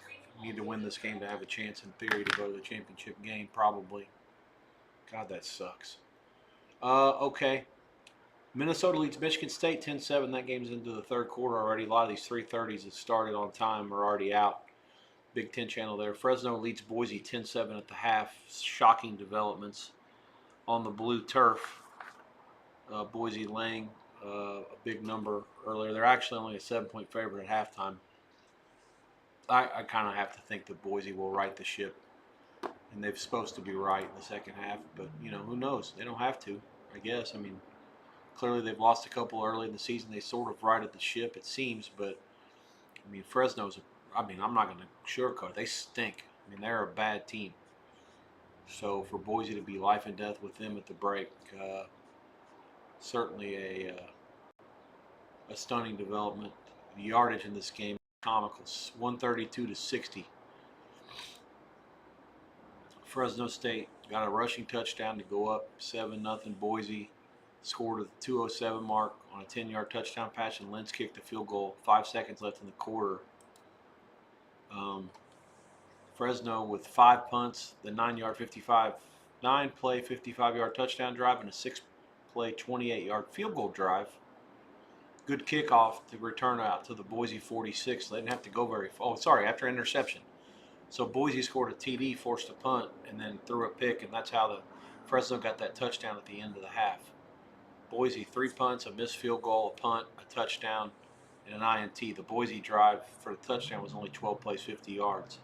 It's been a shit fest. There's no other way to say it here. The line being this high is that way, but for a reason, because of the pregame. But it is what it is here. Fresno has the lead. I think Boise -7 is a good bet in the second half, regardless of all this nonsense. Obviously, Fresno gets the ball first. The line being that cheap, but that's where we're at. Virginia leads Cal 17-7 at the break. This sham of a season continues for the Cavs. Sorry if I sound bitter. Just they stink. These nothing accidental about this. However, they've dominated the game. Sagapolo is 10 for 13 for only 88 yards. Morris 14 of 19 for 165, and the Who's have also ran for 99 yards as well. A rather dominant effort to this point. 17-7 at the half. They're laying 2.5, 3, total 25.5. No arguments with any of that. Mexico leads UNLV 34-28. That game is into the fourth quarter. 11.5 to go. Mexico ball. They're in their own territory, back at their own, actually the 8. They had a first down catch, but a penalty took it back. 2nd and 11 here. Clock moving. Mexico up 6 on the field as a 4-point dog. This is a game that got bet down throughout the week. Here's a catch and a loss of about 5 more. So New Mexico's 3rd and 16 at their own 3 or 4. Pittsburgh leads Stanford 21-13 at the break. Pitt laying 7. There is some 7.5 out there. 24.5 the total. I like over. Anything less than 26 is a good over bet. K-State, Texas Tech 12-7 in Lubbock. I'm sorry, it's in Manhattan. Texas Tech has not won in Manhattan since 2008. 6 straight losses there. They've lost 8 out of 9 overall to K-State. 12-7, Texas Tech the lead. 7-point favorite in the game. Arkansas leads Mississippi State 10-7. That's late in the second. Nowhere near the total of 66.5, 67. Game close 5.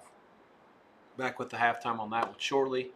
I'm running laps for Old Dominion and Monroe. 24-0. Old Dome. Armenta 6 for 9 for 76 yards. Total number of plays 37 each. Average yards per play 7.4 to 4.1. Joseph is only 8 for 15 for 180, but he has no interceptions, no touchdowns either.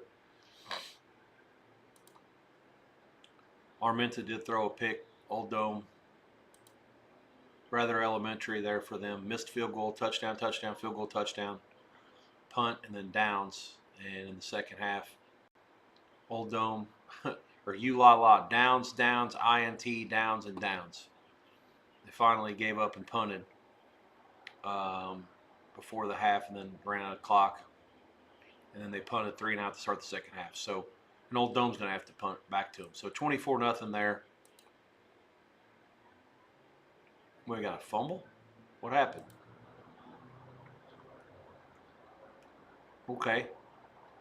So on 3rd and 14, they took a sack back at the 30.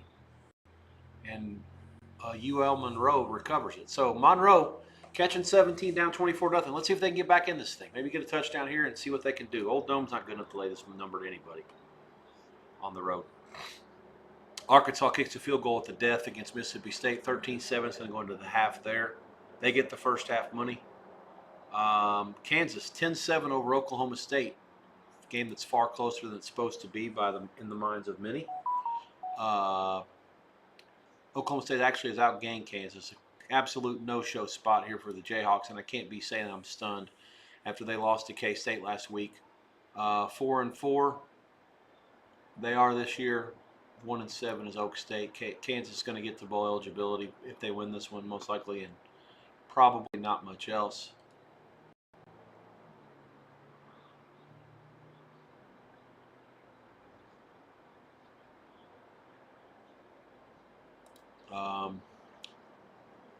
Delaware leads Liberty. I'm sorry, Liberty leads Delaware 28-9. That's a good development for me.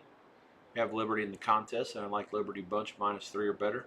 They're laying a half at halftime, 28.5 under money the total. Western Kentucky leads New Mexico State 14-6 at the break. Tisdale, the quarterback for Western today, instead of McIver, he once again after last week's effort, he's doing pretty good again today. 21 of 25 for 196 and 2 touchdowns for him. Western been the vastly superior team. Second half is actually underway in that game. New Mexico State has the ball at their own 43 a couple minutes into the second half. Fife for New Mexico State, 8 for 22 for 74 yards. But most importantly, he hasn't turned the ball over, and that's keeping the Aggies in this game. Aggies 3-4, Western 6-2. Aggies 2 field goals, 1, 2, 3, 4, 5 punts, and then the end of the first half. Western twice stopped on downs, an INT, and then the 2 touchdowns in a row right before a missed field goal at the end of the first half. 14-6 Western in a game that they probably should be ahead by more. Jacoby Williams, 41 yards for a touchdown. Texas Tech, 19-7, 12:54 early in the third against K-State. Georgia, Florida, the cocktail party, tied up at 10 in Jacksonville. 197-127, the yardage in favor of the Dogs. Georgia 6-1, Florida 3-4. Florida's first game without Sunbelt Billy, who was fired after the last game, a close win over Mississippi State. They had the bye before this one. Not totally surprised that the Gators are in it. Turnover situation, Georgia did throw 1 pick. Gators, 4 punts, a touchdown, and a field goal. The Gators will get the ball to start the second half. Georgia, a 3.5-point favorite. Total 23.5. There is some 24 under 15 or better. So, you're up to speed on all the second half stuff that is in and or going. Central Michigan, Western Michigan. Broncos were stopped at the goal line. It's 14-7 Central at the break.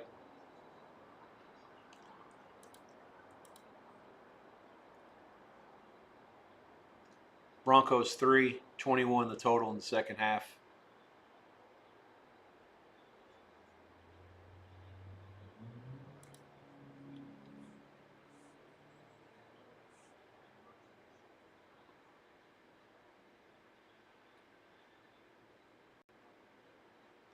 Yardage is very similar in that game.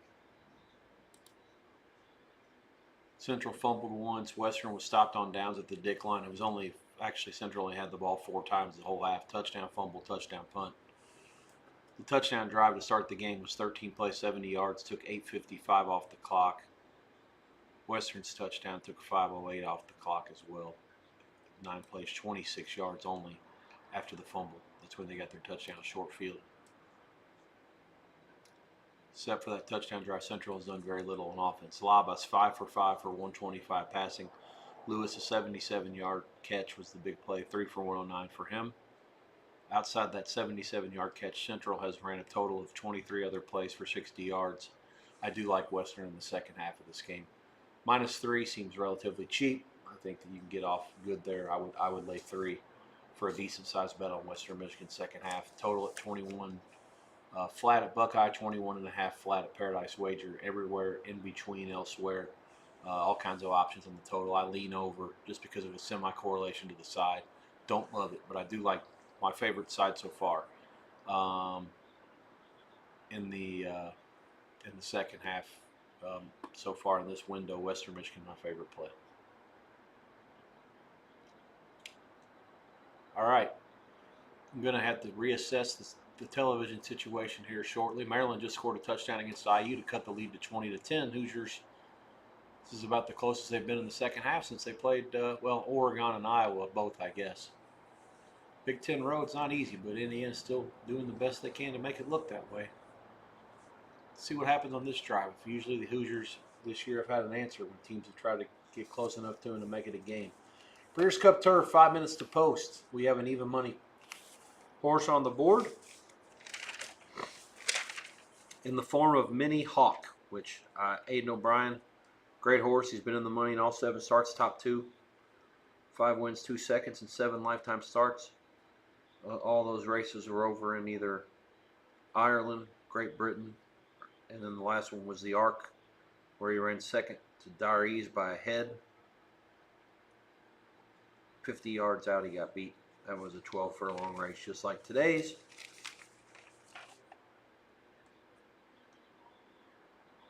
Del Mar Turf, that will start on the backside. It's a 3-turn race. I made several notes in this one. What is this? The 8th. Need to make sure I get this right here. I don't want to be fake news. Let's see, the 8th, yeah. I wrote down 10, 1, 2, 4. The 10 is 17-1.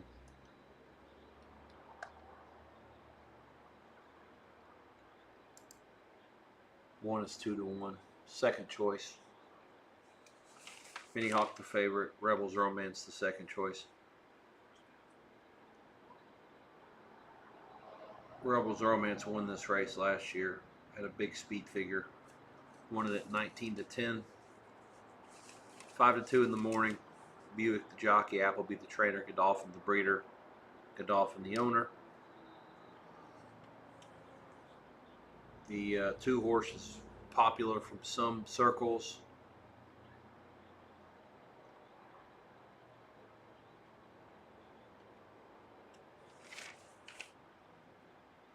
The 6 horse has a chance now with the Kentucky Downs jinx off.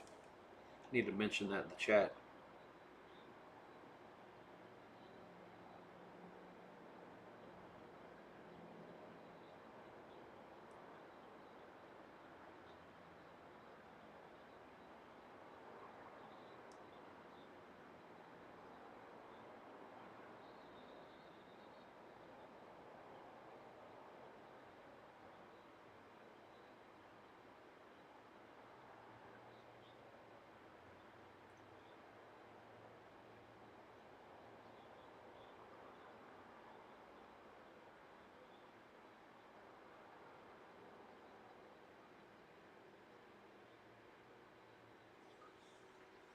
Yeah, I said the 6 won at Kentucky Downs last time out in the Nashville Derby at G3 after running all his races over in Great Britain before that.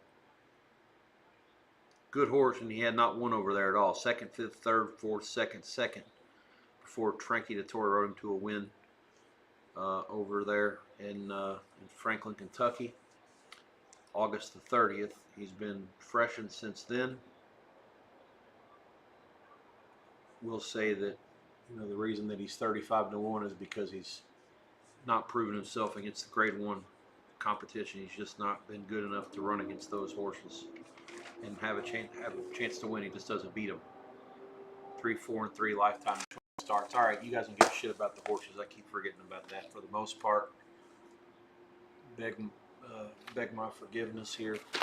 Talking about that, I'm actually going to do it one better. I'm going to go back to a break as I sweat this one. Come back in a bit. We'll go over some of the other stuff as we anticipate the start of the next set of games. Nothing goes until 7 o'clock Eastern. We'll be back. There are no other halftimes left. Mississippi State, Arkansas, Hogs up 13-7. They're 1-31. Second half, I actually like over pretty good there. There's some under money at Chris and Pinnacle both. A 30.5 would obviously be an auto bet. 31 under, so 31 plus 05 is out there as well. I would go over that for sure.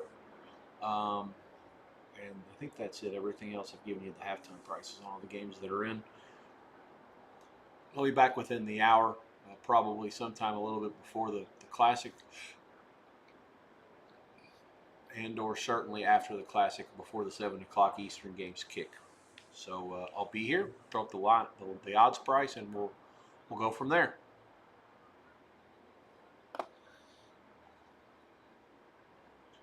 Talk to you guys in a bit, and as we say, be right back on the SWEATBOX.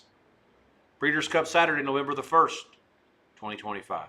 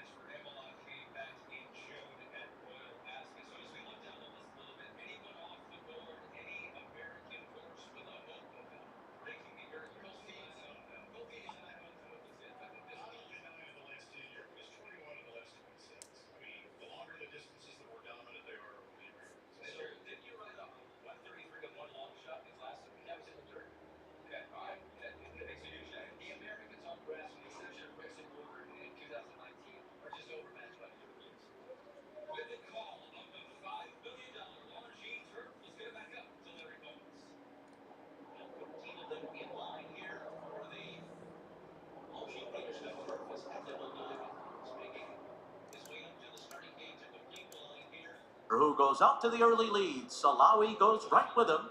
These two out.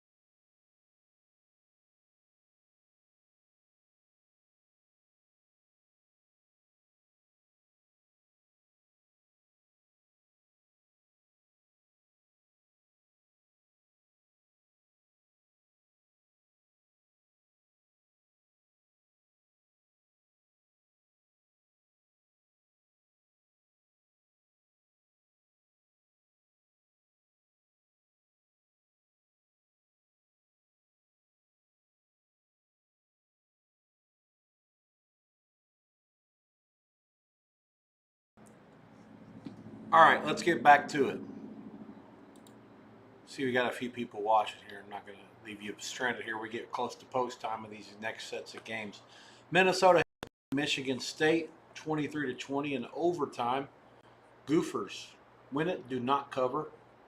Kansas 38-21 over Oklahoma State. They win and also do not cover. Notre Dame 25-10 in Chestnut Hill over Boston College. Another favorite that wins and does not cover. Fresno, in the total head scratcher of the day, goes to Boise and beats the shit out of Boise State 30-7. I got nothing. That's just one of those. If I was betting the money line parlay, I would have thrown Boise in there and never thought twice about it, and would have been wrong. Notre Dame, Boston College. Western Kentucky gets the money 35-16 over New Mexico State. I told you my thoughts there. Western Kentucky, a good halftime bet. Hopefully you got some. Old Dome 31-6 over Monroe. No bueno. Monroe plus 17 is a loser. Indiana 55-10 over Maryland. It started bad and it got worse. Indiana will make Indiana the favorite. And I'll catch some flack for that, but it is what it is. I got nothing else. It's incredible. ULala beat South Alabama 31-22 as a dog. They went out right. Let's see what else is in this window here. It's Western Michigan leads Central. If you guys saw me getting emotional a minute ago, it's because of that. Western with the ball up by 3, 3rd and 4. 1:43 left. Central has one timeout remaining. 1 minute to post for the Breeders' Cup Mile. The Classic. I like Baeza. I was wrong.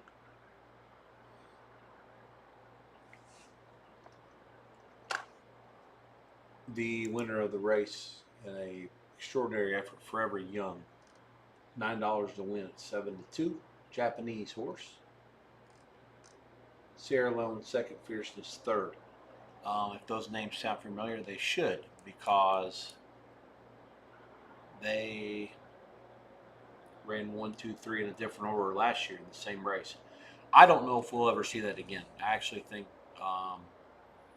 that's pretty amazing that you have horses back-to-back years that go 1, 2, 3 in the Breeders' Cup Classic, even in different order. That's something that no matter how much or how hard you handicap the games, it's not something that's happened. All right. Florida and Georgia, 24-20, 2 minutes to go in the game. I need to find that game actually. Hang on, what am I doing here? Okay, let's see if I can find it up here. I'm playing TV tag at this point. All kinds of stuff's been happening. Western Michigan up 24-21 against Central. They have first and goal. They're going to be able to run the clock out and win the game. That'll be the final score. Let's see. Load them in the gate for the FanDuel Breeders' Cup Mile. Gran Oriente has moved into the starting gate. Just a couple left to load here. Gas me up. Texas Tech 43-20 in Manhattan over K-State. That will leave just 2-minute winner. They're going to cover. Game goes over the total. The last one. Pittsburgh 35-13 over Stanford. Under the total as things stand if nobody scores. A minute and a half to go. Virginia over Cal. Big game here, especially for, we're ready for the start. well, a lot of things. They're off in the Breeders' Cup Mile. The Lion in Winter goes out to the early lead. One stripe on the inside. 3-4 here in the Breeders' Cup. Let's hear for that. Johannes is close as well. 3-4-7-2. Formidable man and notable speech on the inside. Any order at the bottom. 3-4-4-3-7-2-2-7. Program trading is down toward the rail, about 8 lengths off the lead early on.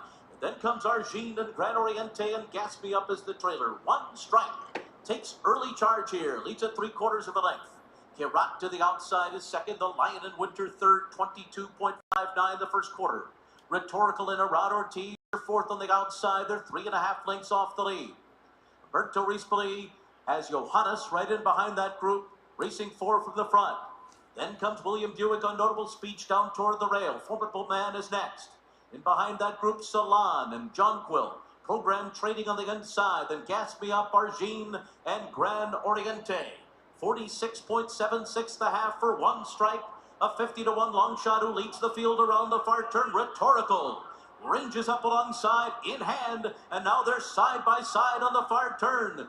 Formidable Man tries to get going. The Lion in Winter behind them. Johannes swings up 3 wide. Meanwhile, Notable Speech is down toward the rail. He's got running room, but he needs to go now to catch Rhetorical with a furlong to run. The Lion in Winter, Notable Speech, and Formidable Man on the outside. Here comes Notable Speech charging up the fence. Notable Speech and William Buick explode late to win the Breeders' Cup Mile.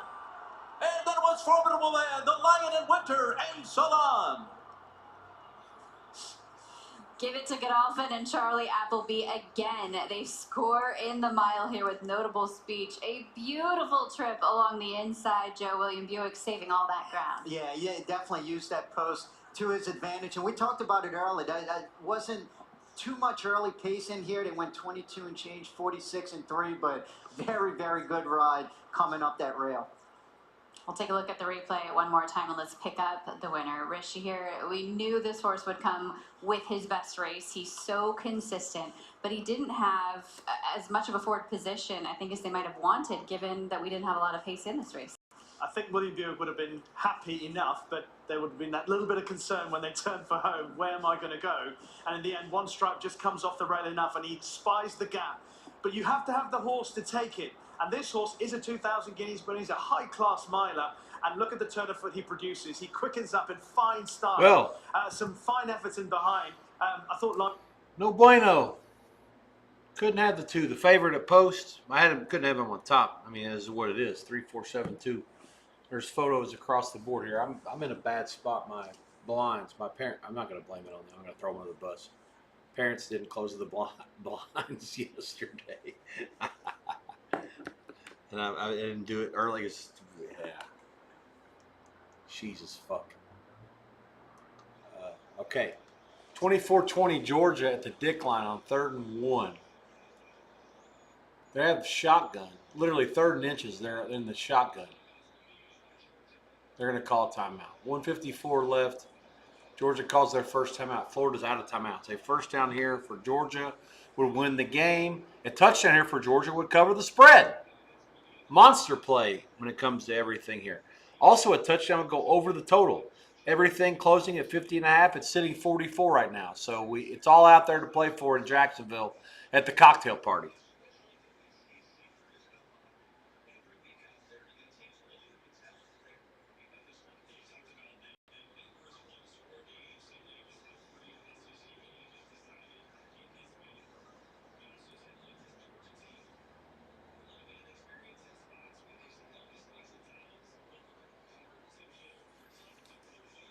This fucking sun, man. What a tough beat this time of day. I am in an absolute pickle. I don't want to get up because I want to give you guys some information on these 7:30s when it comes to the lines and stuff. Purdue and Michigan is yet to start. Game 3:35 and 3:36 on the Big Ten channel. Not sure what they're waiting on. Wolverines landing 3 touchdowns, 21 total, 48.5, 49. This is awful. Georgia, 3rd and 1, 1:54 left, shotgun. Quarterback keeps it, and they missed him. And is he gonna score? He took a knee at the 1. Wow. And Georgia wins. And they're not going to cover, and they're not going to go over the total.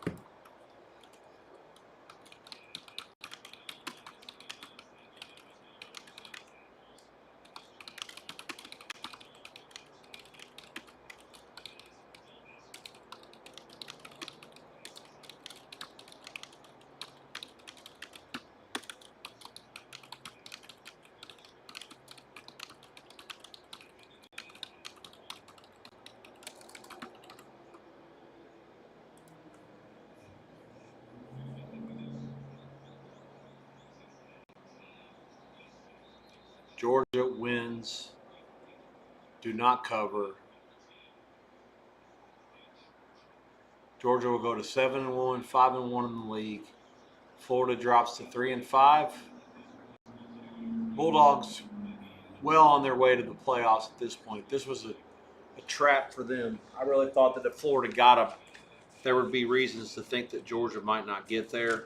Third loss, I believe, is still out there. They are at Mississippi State, which I think is going to be a tough game. I really think Mississippi State can show up and give them a battle, I'll love Mississippi State in the spot. And Mississippi State clearly, one of the situations where they've just been beaten down by a few of these losses, and now they're losing to Arkansas today as well. Texas at home, which who knows how that's going to play out. It might be a playoff eliminator if Georgia had lost today. And that's the end of the conference season. UNC Charlotte, Georgia Tech to end the season. I don't think a Georgia Tech loss would kill them unless they lose one of their other games before then. But today was the day. I really thought that Georgia might lose this one. They do win it, and they do not cover. 5th straight win for the Dogs against Florida. That goes back, longest streak they've had in the series, going back from 1978 to 1983. And, you knew it was going to be hard. Give them credit. That's a good win. Simple as that. Georgia 24, Florida 20. That's the final.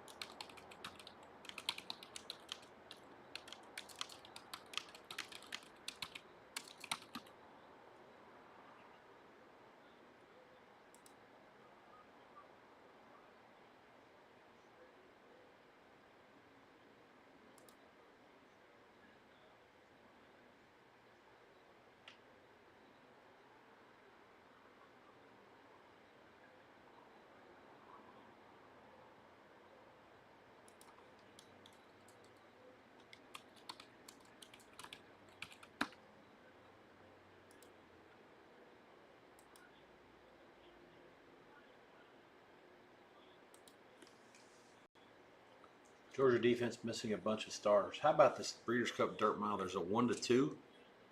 Jesus, you got people chasing real bad at this point. The 3-horse can't be 1-2, can he? Are you shitting me with this?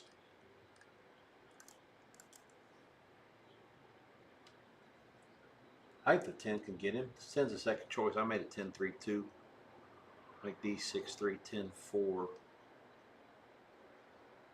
Yeah, he doesn't like the race. My other buddy likes the 3. 1-2, you can have him. I actually think Nysos, he's going to run in an 8 furlong race. He probably could have ran a 10 furlong race. Baffert has 3 in this race. If the 10 runs his race, there are several horses today. The 10 runs his best race. I think he beats anybody. So that includes the 3. We'll see how it plays itself out. But I 3's to throw out. I'm sorry, the 10's to throw out and or can't win. I think if the 10 runs his best, he wins it. But he's more favored to run the clock. He's more favored to not than he is to. If that makes sense. All right. I need to get to the 7:30s for the prices. Oklahoma, Tennessee, 325, 326. Vols, laying 3.5. There is 3, mostly 3. 54, 55.5, 54.5, all that stuff total wise. There's some 56 out there as well. I like Oklahoma. I'm on them in the contests. I believe that we bet, what is this, 325. We took 4 earlier in the week. 331-32, Wake Forest at Florida State. That game is on the ACC channel. The Knowles, Castellanos, I have not heard his status. The line being as high as it is, 11.5 and 51, tells me he's going to play. Without him, it would have been lower. Purdue, Michigan underway. Big Ten channel, Georgia Tech, NC State. That game is on ESPN2. Open 664.5. Total is now 59. 4.5. Georgia Tech favorite at NC State. I like the Jackets. Made the game higher. I think the Georgia Tech will win and cover for fun. We'll see what happens. Arizona leads Colorado 1 minute into the game. I like Colorado in that game. Not a good start. Plus, I think we took 4.5 there. Yikes. No bueno. Washington State, Oregon State. The CW channel has this, the Pac-2 championship. But guess what? They play again in 4 weeks. So it's not the, oh no, fake news. CBS has it. CBS has the Pac-2 championship. They play again in 4 weeks, so they'll have to reassess the situation. This one is in Corvallis. They play in Pullman to end the season. Washington State 4 and 50.5 was the circa opener. Currently 3.5, 47.5. Give or take is close to the market numbers there. Virginia and Cal. Looks like Virginia's going to run the clock out. They're up 24-21. They had a 4th down. Oh, no, wait a minute. Cal got the ball. Double coverage, the interception by Virginia. That'll be that. They're going to take a knee. Did they score a touchdown? That is not the right thing to do math-wise. Oh, my God, they did score. 34 seconds left, 31-21 Virginia.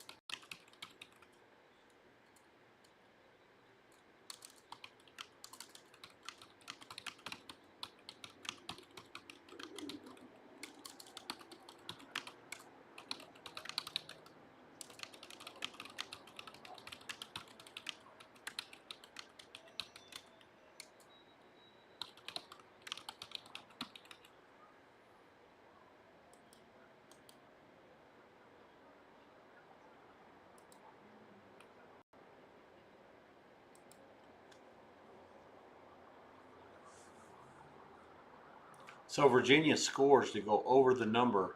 It puts the total right on the total. 52 it closed, right on the number. 31-21 Virginia is now covering and is going to cover against Cal in a situation where they should not have. Guy should have went out of bounds or taken a knee. But with as little time as there is left, it is what it is. They're 73% to make the AFC title game. Fuck me, this team sucks a bunch of dicks. Let me see who they have left. They have to lose the game at some point, don't they? Or at least more than one. I mean, this coach has done a great job, but give me a fucking break. Virginia, out of here. Oh, man. Wake Forest at home, at Duke, and Virginia Tech at home. It's really not that hard. I think Wake Forest can get their ass. That's the good news. Wake Forest, let's just hope their guys don't get beat up too bad tonight at Florida State, injury-wise, regardless of the end result. Whatever happens, happens. I think Wake can still win that game. Jesus Christ. Duke can get them. That's good. Virginia Tech, maybe that's a rivalry game. What the hell? I just want Virginia out of this thing. I still think my surprise, upset, whatever you want to call it, pick is Pittsburgh. I think it'll be funny if they end up losing 3 games and still make the ACC title game, which they can. They certainly can. They have Notre Dame left on the schedule, but they will have 2 non-conference losses if they lose to them, and it's only 1 in the league. And they have Georgia Tech and Miami left. They can beat them both. So we'll see what happens. All right. Kentucky-Auburn at 7:30. Bottom of the hour kickoff. 384 is the game number there. That game is on the SEC channel. Auburn opened 10, 47.5, now 12, 11.5, 45.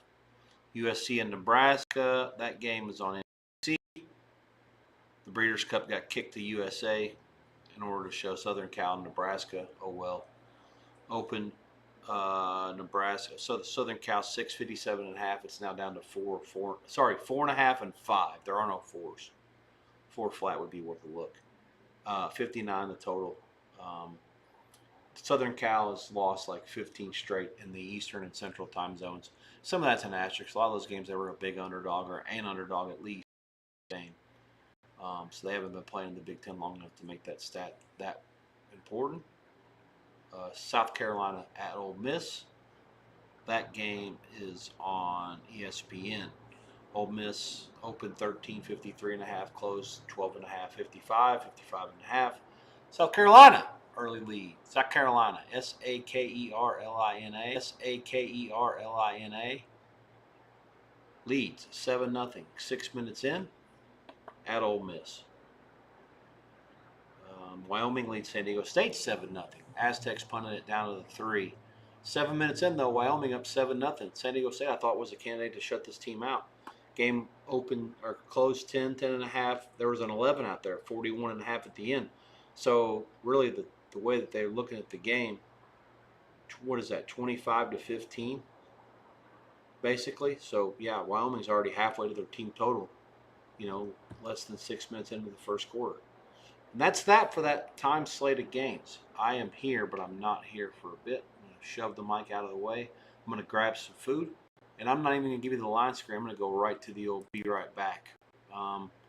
It is 7:24 Eastern. You've got the updates for now. Let me get the sun out of my face. And 21 minutes of the Breeders' Cup Dirt Mile. I'll be back right around post time for that. And we'll go from there. Talk to you guys shortly. Be well.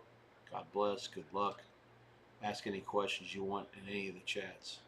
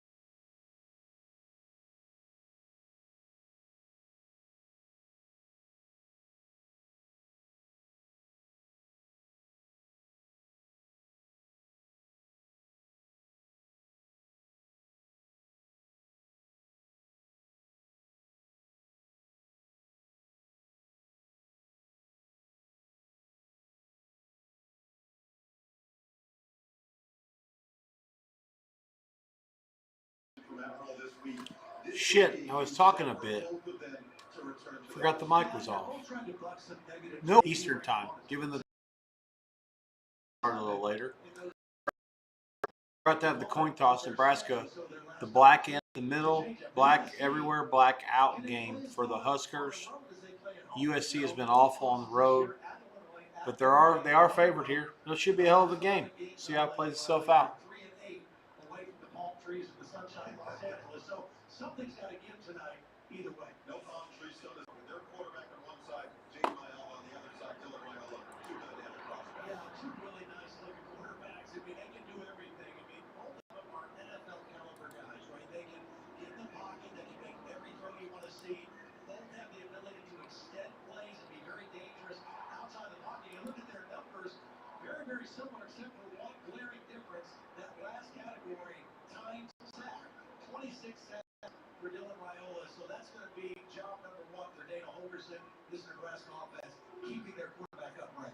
Record for Big Ten Saturday night, earliest target QB comparison that we've ever had. Rightfully so, because we've got an elite atmosphere of blackout here in Lincoln, Nebraska. First time that they're wearing these black uniforms since 2020. The players have planned for them. Recruits paid to wear them on their visits. Blackout. First time since 2020 that Nebraska's wearing these unis. So USC took the ball first. They won the toss and took the ball against Nebraska. That's game 393.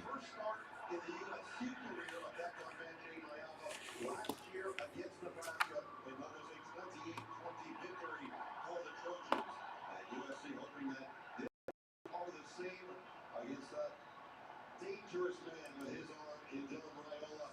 Feeling it, expected in the lead atmosphere. Said it's going to be similar, if not better, to what they had against Colorado week 2 last year. And so far, the fans have showed up early, and it is a C black as promised here at Memorial Stadium. Right away, we'll see the matchup, strength on strength. The number 1 ranked pass offense in the Big Ten. In USC going against the number 2 ranked pass defense for the Nebraska Cornhuskers. Nebraska coming off a hard-fought win against Northwestern. Once they surrendered a 15-point lead, Dylan Raiola led them down the field following an interception. Jaden Wright got it back in the fourth quarter. And then to ice the game with the defense closing the door. John Wallace going to send it deep to start this one to Nook Hines, who has really come on as a true freshman over the last couple of weeks. We'll be back there to return it and try to get great field position to that man, Jaden Mayapa, who has been highly efficient, but more turnover prone over the last couple of games than he has. We'll start the touchbacks and bring out this dynamic talent, Jaden Mayapa. Wake Forest and Florida State are underway on the ACC channel. Wyoming, San Diego State, CBS College Sports. Oklahoma, Tennessee is on ABC. Georgia Tech, NC State, ESPN 2.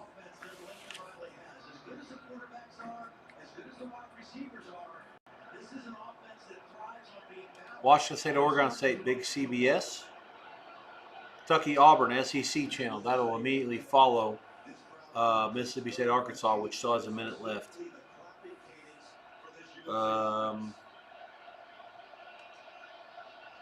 USC, Nebraska, NBC. Underway in Lincoln. First play of the game, USC took the ball after they won the toss. Gain of 5.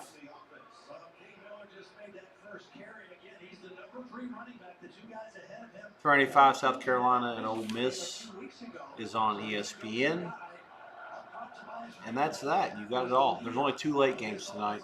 Cincinnati at Utah, 363, 364 on ESPN. Hawaii, San Jose State, CBS College Sports, the last game on the board, 405, 406. I'll be back with you shortly. Let me get all the coin tosses and we'll check in for a bit and hang out and sweat the rest of this race. Being right back means, in this case, 7:39. How about right around the top of the hour? Let's catch up from there, get some final scores. If you have any questions, catch up with me, and then we'll call it. World Series goes in about 20 minutes as well. Game is as low. Earlier today, it was sitting in the 34-24 range. at the cheapest price, and highest price was 46.32 at Chris. So could have laid 34 and taken. Sorry, yeah, laid 34 and taken 32. Now you can lay 31 at Chris, who's the cheapest, and you could take 130 at South Point in town. Offshore 28 looks at the best I see. Still a pretty cheap. You know, I wouldn't make a whole lot out of it. It's going to be a hell of a game. We'll do it without you. There won't be going on in the SWEATBOX later. Tomorrow we'll be around certainly for the first half of the NFL early stuff, and that's it. Starting next week, I'm going to go to a much bigger schedule. I'm going to learn how to do the schedule, talk to a friend who's going to help me get into the back end of Twitch and explain this stuff or write it out. I feel like I have an idea what I'm doing, but I'm still kind of flying blind. Anybody that wants to be able to help or that knows how to help me with all that, I'm all ears, please. In the chat, whether it be on the, I'm looking at Streamlabs, I can see I'll give away even a point or two of the business to have somebody that's invested with me to help me grow this thing. I really think it could be a big, big money maker. I think that me talking about sports to inform, entertain, and educate would be something that people are interested in on a daily basis. I do it to supplement, everything I'm doing in terms of consistent business, both offshore and in town.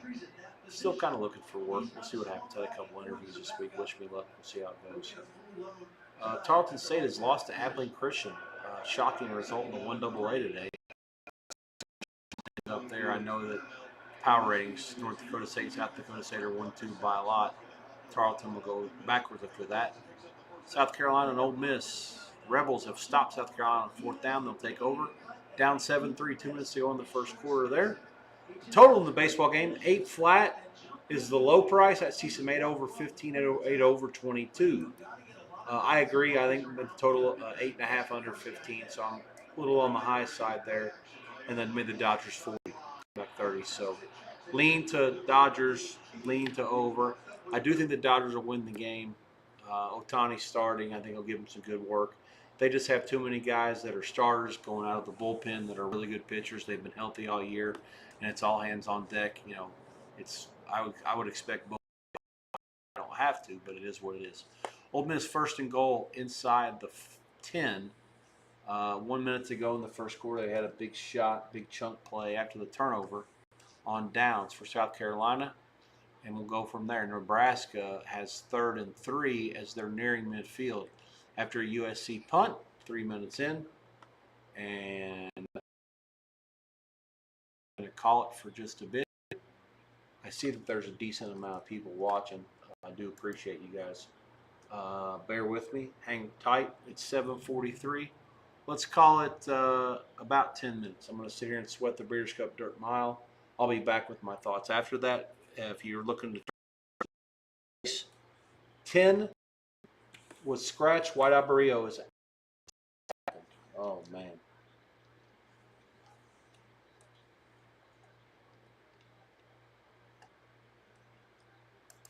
Disappointing to the fans, to any bettors. You do have some time to make your adjustments out there. If you had this horse in sequential wagers, you'll move to the favorite.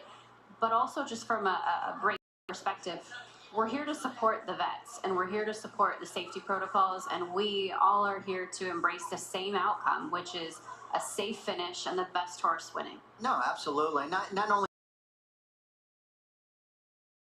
you don't want anything to happen to anybody out there. Not only that, the horses and riders. White Arborio was a horse going into the day I really thought was either a. I'm not totally shocked. I'm disappointed. I don't know what happened. I'm not paying super attention to it.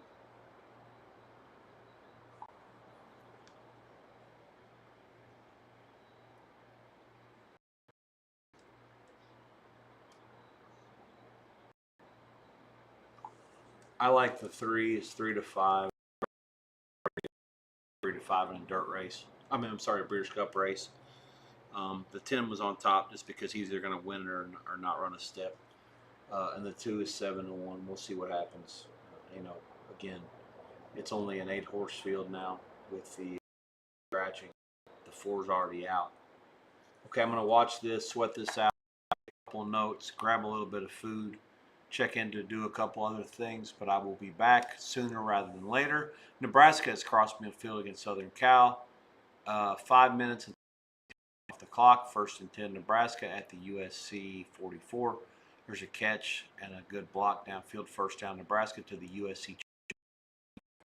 Clock moving. Ole Miss did score against South Carolina 10-7. Rebels. Tennessee's band's been on the field for an hour. Get off the field, for Christ's sakes. Let's get on. Arkansas State plays Troy State at 8 o'clock, top of the hour. ESPN Plus game there, 377 and 78. 7.5, 8, 8.5 are all out there on that game. 52.5 the total. Troy State the favorite. Open 7 and 54.5. I made it 9.5 myself, so it's coming up. It was a number that I made it. I would lean the favorite, obviously. Never consider 6. Oh, Mississippi State is taking the lead at Arkansas. I don't have that on. I got to fix my TV. That's the other thing I do. Let me fix my race, and no way they got Toronto was close.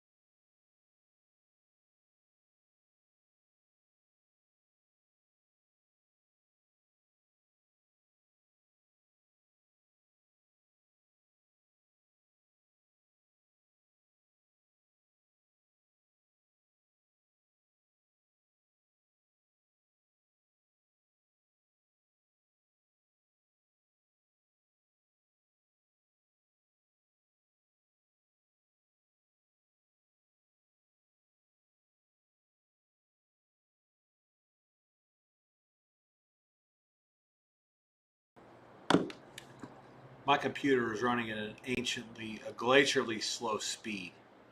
And I just happened to catch something about White Albrega being a stretch, and it got me thinking, like, how much would you give if just once in your life you could go back in time, I don't even know, 22 minutes. Pick a number. Just once in your life to go back 22 minutes. Say if I came down or somebody came down that could grant you that wish and said you have exactly 1 hour to figure out where you want to go in time to go back 22 minutes, and then we'll put you after whatever happens that you want to happen, we'll put you back where you want to go. I mean, the Gray Sports Almanac and Back to the Future, I think, is one of the best things of all time, and they did a good job of incorporating into the story. Back to the Future 2. I have thought, like, what if you just knew? What if you knew for sure? What if you could put a just Let It Ride's the best movie of all time. Not the best gambling movie, not the best horse racing movie. Richard Dreyfuss is one of my favorite actors of all time. Just let me have this one day. Just this day. Just this one day. Kind of the same thing. Wood, Gio Richardson's in for Arizona, 23-7. Point pending. Colorado is fucking trash. So hard to watch this. Georgia Tech, NC State. 7-7. 2:05 to go in the first. Wolfpack at the Dick line. Need a touchdown. Anything less is no good. South Carolina about to fold the tent here. It's Ole Miss. Trinidad Chambliss runs it in from 15. 16-7. Point pending. Ole Miss has awakened from their slumber. 6:56 to go before the half. In complete control at this point. Vols forcing an Oklahoma punt up 7-0, 5 minutes in. I feel like I'm on the wrong side of this one as well. Oklahoma's schedule is about to get really hard. The fact they won last week was it is what it is.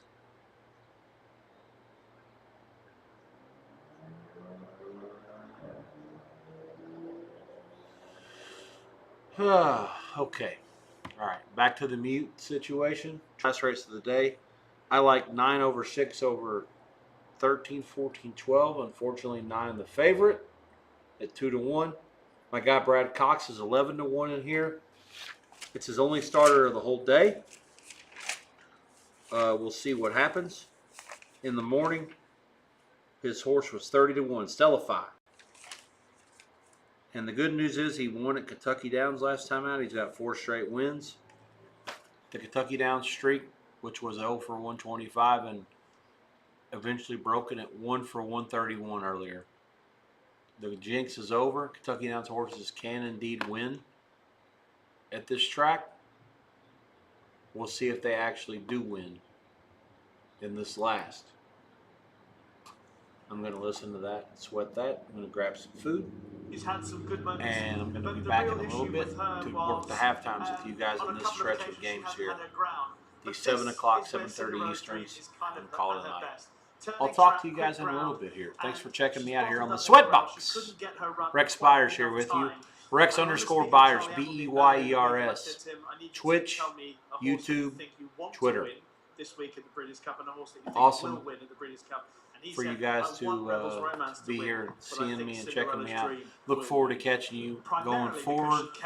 Saturdays and Sundays, busiest days obviously in sports. I'll be here for all these games, talking with you about live bets, halftime bets, what to do if you're looking to try to gamble. I'm trying to help you with what we saw from make some Notable money. Speech and William Buick in that Feel free to ask me questions. Forced to be Go into the chat, ask coming whatever. up next here in the Philly and Mare YouTube, Turf. Michelle Twitch, is both with their trainer. good for now.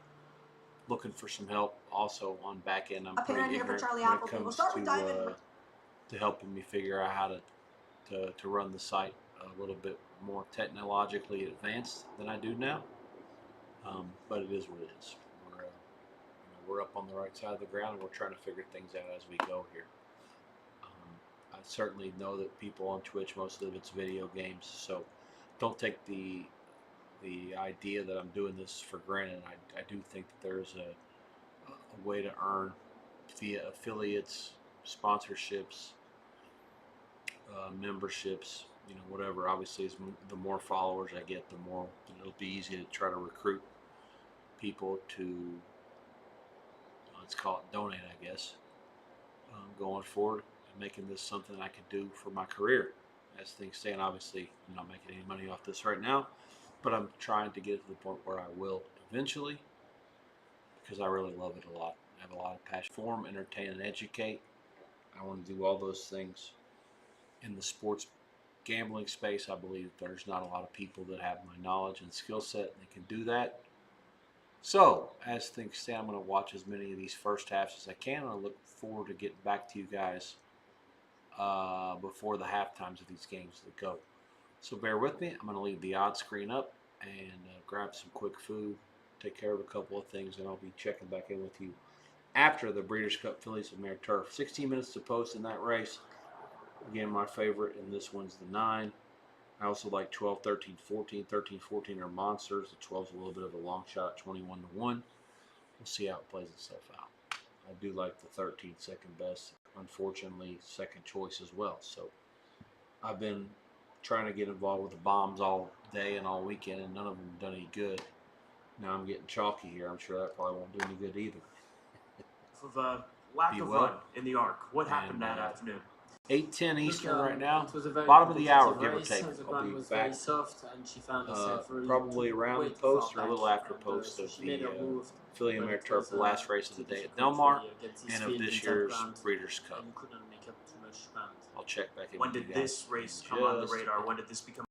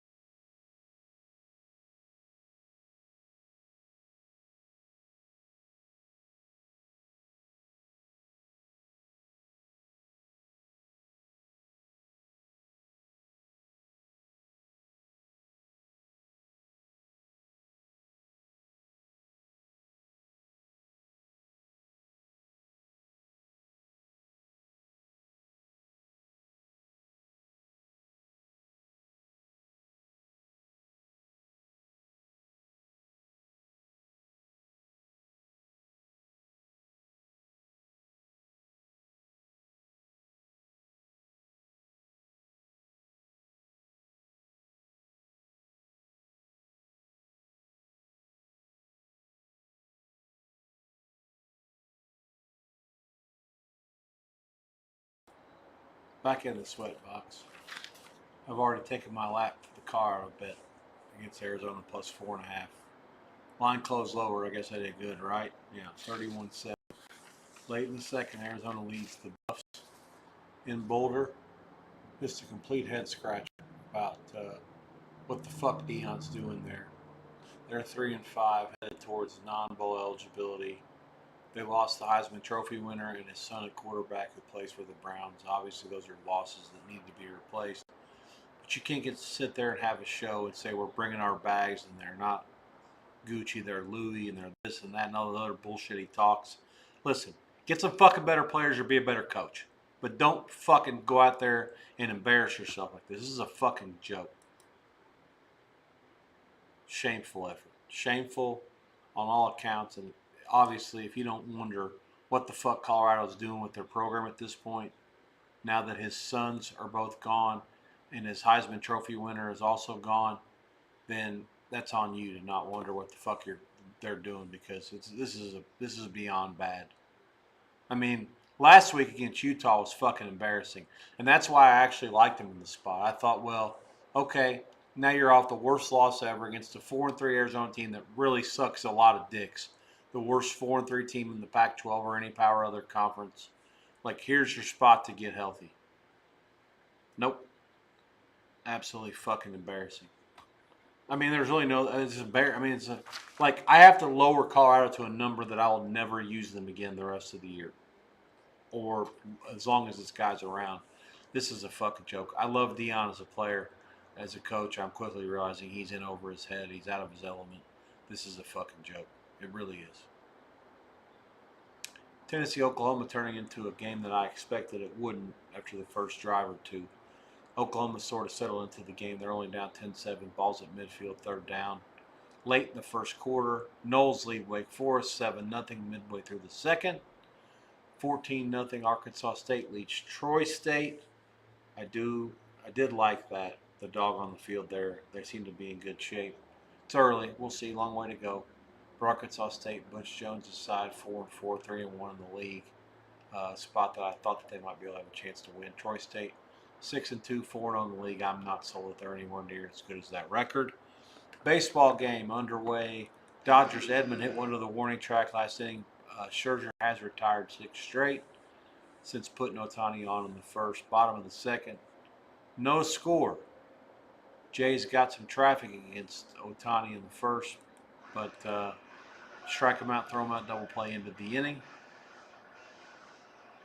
San Diego State has taken complete control against Wyoming, 17-7 before they go to the half there, and they're on the move trying to score again before the break.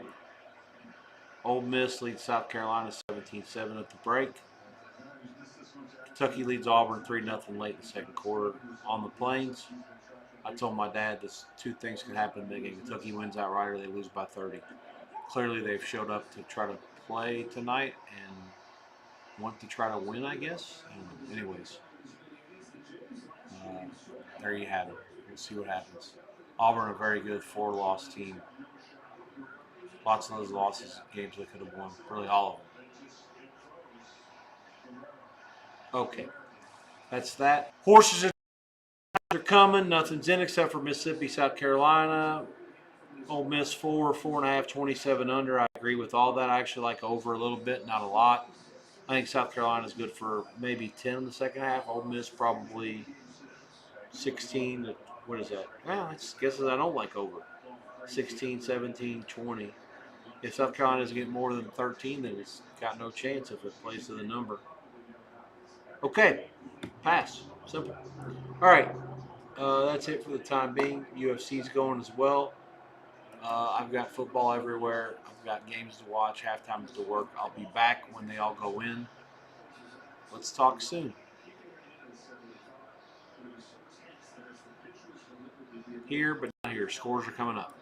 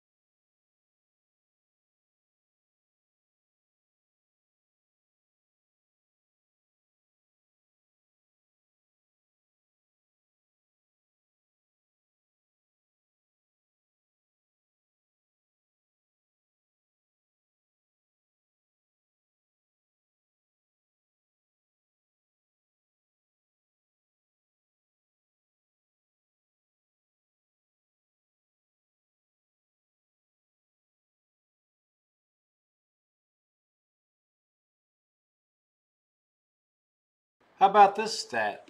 Wake Forest, whose coach has done an incredible job this year, by the way, this is the first time they've been trailing at halftime all season. Florida State leads that game in Tallahassee against the 5-2 Deacons.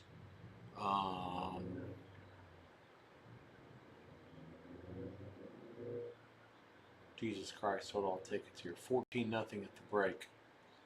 And the Noles are also roughly a touchdown favorite at halftime. I think that's too high. I actually like Wake Forest some in the second half. I think they'll play hard, they'll play well, they'll be back in it. Florida State's done a good job of recalibrating and refocusing here. The defense has been really good tonight, but I do think the line's too high in the second half. We'll see what happens.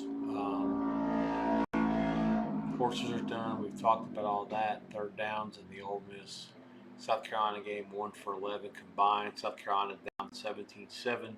Starting with the ball in the second half, their own 33. Sellers takes a snap. There's a penalty. False start against South Carolina. That's just fucking inexcusable. Michigan leads Purdue 14-7 at the break. NC State has taken the lead before halftime against Georgia Tech, 21-17. That game is on ESPN2. Dogfight. Live prices have Georgia Tech still favored 2.5 minus money in the 70s. We'll see how it plays out from there. Arizona leads Colorado 38-7 at the half. I've taken my lap for that one. Colorado's a small favorite in the second half, 15 cents. Pick 24 under, 23.5 flat. The most popular prices I actually like over, but I'm also a very sick individual. Oregon State got a pick and a big return against Washington State. Offense has been non-existent in this game. 3-0 Oregon State leads at the 2-minute warning. Wazoo with the ball. I'd like to think they can get back in it and have a chance to cover. We'll see. What did I use in the contest? I know I have Washington State. I'm not sure what the price. God damn, I'm too lazy. Hang on. Lay 3.5. Fuck off. Game close 3. There was a 4 at the end at the Westgate. What did Ed make this game? Just curious about whether he made it high or they took money.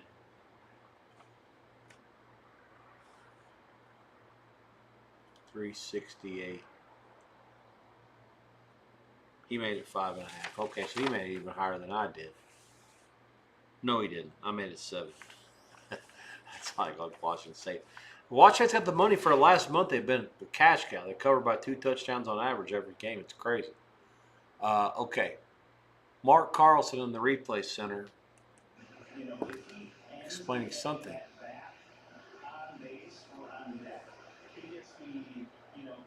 The discretion of the umpires to allow him to have the appropriate time to pitch. I think he's taking advantage of it, though, Mark. I mean, obviously, it's not the National League rules. I mean, I get it. He wasn't running the bases. But is there a point where you think that he might be taking advantage of it? You know, I mean, this is the World Series. I mean, you don't want to, take the potential of a pitcher being injured and rushing and getting that out there. I understand that there are, time limits and stuff, but I think because it is a World Series, you take the proactive approach to let him have the opportunity to get his proper warm-ups. So Otani was given extra time there to prepare for the ball in the third, I guess, because he's batting. Oklahoma field goal is good. They tied at 10 against Tennessee. 7.5 to go in the second quarter. 10-all in Knoxville. 6-2 against 6-2. Hell of a game, at least on paper. I have the Sooners in the Westgate pool. I feel like I'm drawing dead. I guess we'll see what happens. Otani just fired a 101-mile-an-hour fastball in there. No big deal. Fucking incredible. Auburn, 3rd and goal at the UK 9. 5 seconds to go in the second quarter.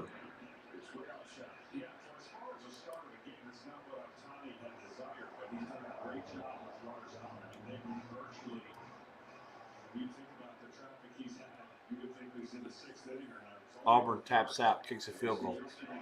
27-yarder, 7 plays, 26 yards, 58 seconds. This game's going to go to the halftime at 3-all. Another leadoff hit for the Blue Jays. Otani once again working it out of stress here. Springer laces one to left, base hit. Drive summary in the first half for Kentucky and Auburn. Auburn got the ball first. 4 punts, a loss on downs, and a field goal. Kentucky, 2 punts, a field goal, a punt, and then an INT to set up Auburn for the field goal.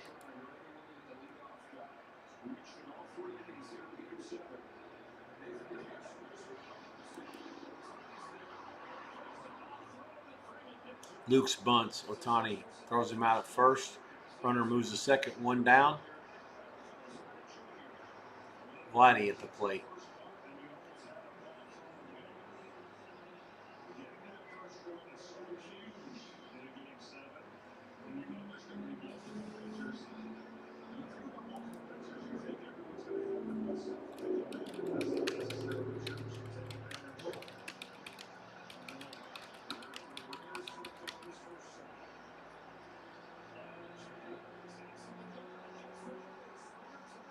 Wild pitch.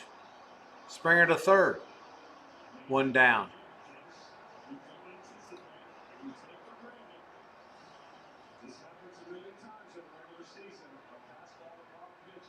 I almost think that's a pass ball. It's a bad pitch, but the catcher has to do better than that.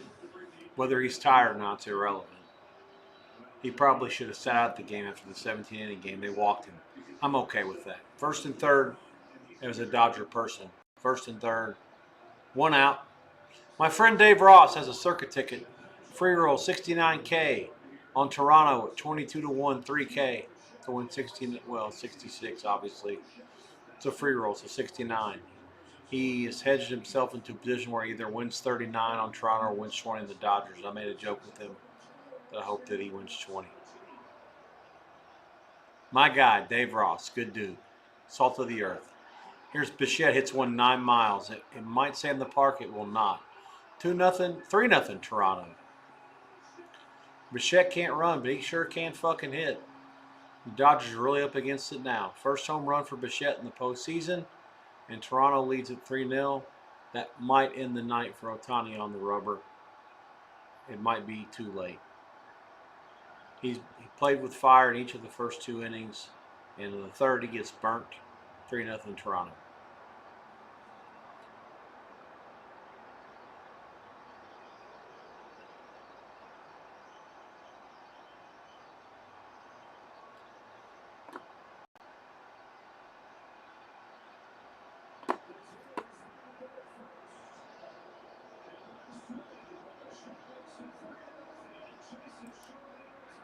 That'll be it for Otani. That's like calling the doctor when the patient dies.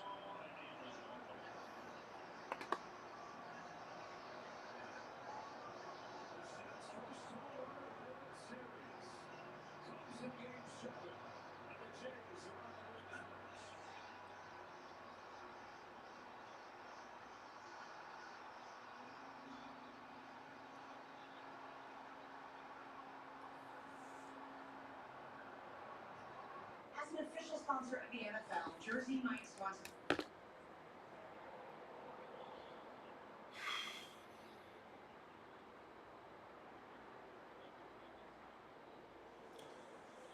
We have a few games going into the half here, the 7:30s and beyond. I'm going to work through them. South Carolina touchdown, long pass. Harbor catches it from Sellers, and it's 17-13 Ole Miss, point pending. Gamecocks back in it after seeming to be drawing dead. Tennessee 4th and short, 6.5 to go against Oklahoma, 10-all there. Arkansas State leads Troy State 17-0 as a touchdown dog, having things their way, which, Troy State's the most phony team with that record in the country, given they have no quarterback worth shit. Wyoming and San Diego State, second half underway in San Diego, or in that area of San Diego. Their way back into a position where they lead. Wyoming 4-4, San Diego State 6-1. Jordan Giorgio, the sideline reporter there. I think that's where, what is that, Snapdragon? Let's call it Snapdragon. If I'm wrong, you guys can correct me. ESPN2, we have a connection there. Washington State's in the end zone. All right, go. 6-3 point pending. Cougars, 75 yards, 7 plays, 2:08 off the clock, and they're in the paint for the first time in Corvallis. The kick is good. 7-3 Washington State, 44 seconds left before the half. Do have a Washington State investment. The final score worked out really well. Roboleski in for the Doyers to face Barger. He did make 2 starts this year as an opener. He's pitched 66 2/3 in his 26 appearances. Halftime prices are as follows until we go to a break here. Florida State laying 6, 24 under a bunch. Up 14-0 against Wake Forest. Arizona up 38-7 at Colorado. I'll take a lap for that one. Colorado laying pick 15, 23.5. Under 15 is the most popular total. There are 24 unders out there. It just goes to show that nobody gives a shit about that game. Literally, the price has been sitting in that vicinity. And that half point, 23.5 to 24, is usually a big deal. Nobody's doing anything with it. It goes to show it's a total guess. Roboleski gives up a hit to Barger, base hit. He's 2 for 2 now. Jay's up 3-0, bottom 3, 1 out, 1 on. Kentucky Auburn 3-3 at the half. Auburn 4.5, 21. No thoughts. That's what I wrote down. I think 4 might be right, maybe even a little bit less than that. And Kentucky's probably. I told you Kentucky's either going to win or lose by 30. The fact that they're in it here like this, both these teams know how to lose. I think Kentucky plus 4.5 would be a good bet in the second half. Nebraska does score against USC. It's 14-6 Huskers. Late in the second, in Lincoln, South Carolina, Mississippi, 17-14 in the third. Wyoming, San Diego State just started 17-7 in the third. Hawaii, San Jose State goes in 90 minutes. Cincinnati, Utah goes in 75 minutes. Fly ball to center. Edmond makes a play. Barger goes back. 2 out, 1 on. Jay's up 3-0. Roboleski. Not sure how long he'll stay in. Certainly the Dodgers are now piecing it together at this point. And as long as Scherzer goes good, he'll stay in. The Jays can avoid their part of the pin. I'm here, but I'm not here. The next set of halftimes that come in will be the last time that you guys see me. I'm going to throw up the Be Right Back. It is 9:06 Eastern. We'll check back in the next 15 minutes or so. All that being said, thank you for watching the SWEATBOX. The horses are over, so the tie is done. Matter of fact, the tie is gone. I'm out on the tie. But surely they'll make me any fucking money in the horses.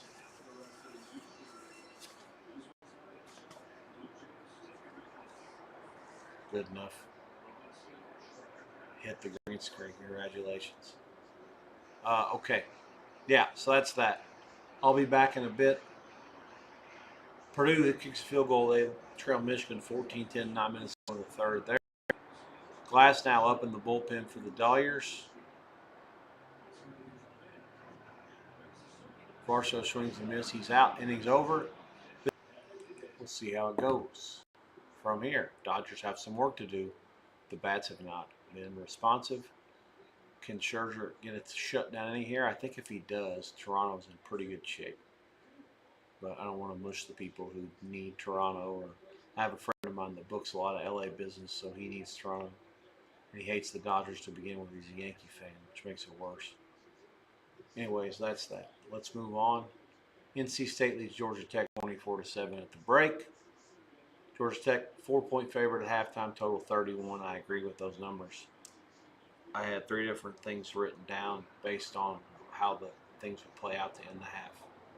I think NC State has a chance to win this game. As bad as they are, as much as I don't like them, I'm sick of seeing these Georgia Tech and Virginia types keep winning games when they stink. Let's go ahead and knock some of this shit out of there before we get to a point where they talk about being in the playoffs. Enough's enough with this nonsense. Okay, so yeah, let's do this again. 9:08 Eastern. I'll be back sometime in the next several minutes as some more halftimes begin to roll in. A few of them still out, especially the games that started after the 7:30 with the late time changes because of TV. Talk to you guys in a little bit. Throw out the Be Right Back screen. Be Right Back in this circumstance means probably me out.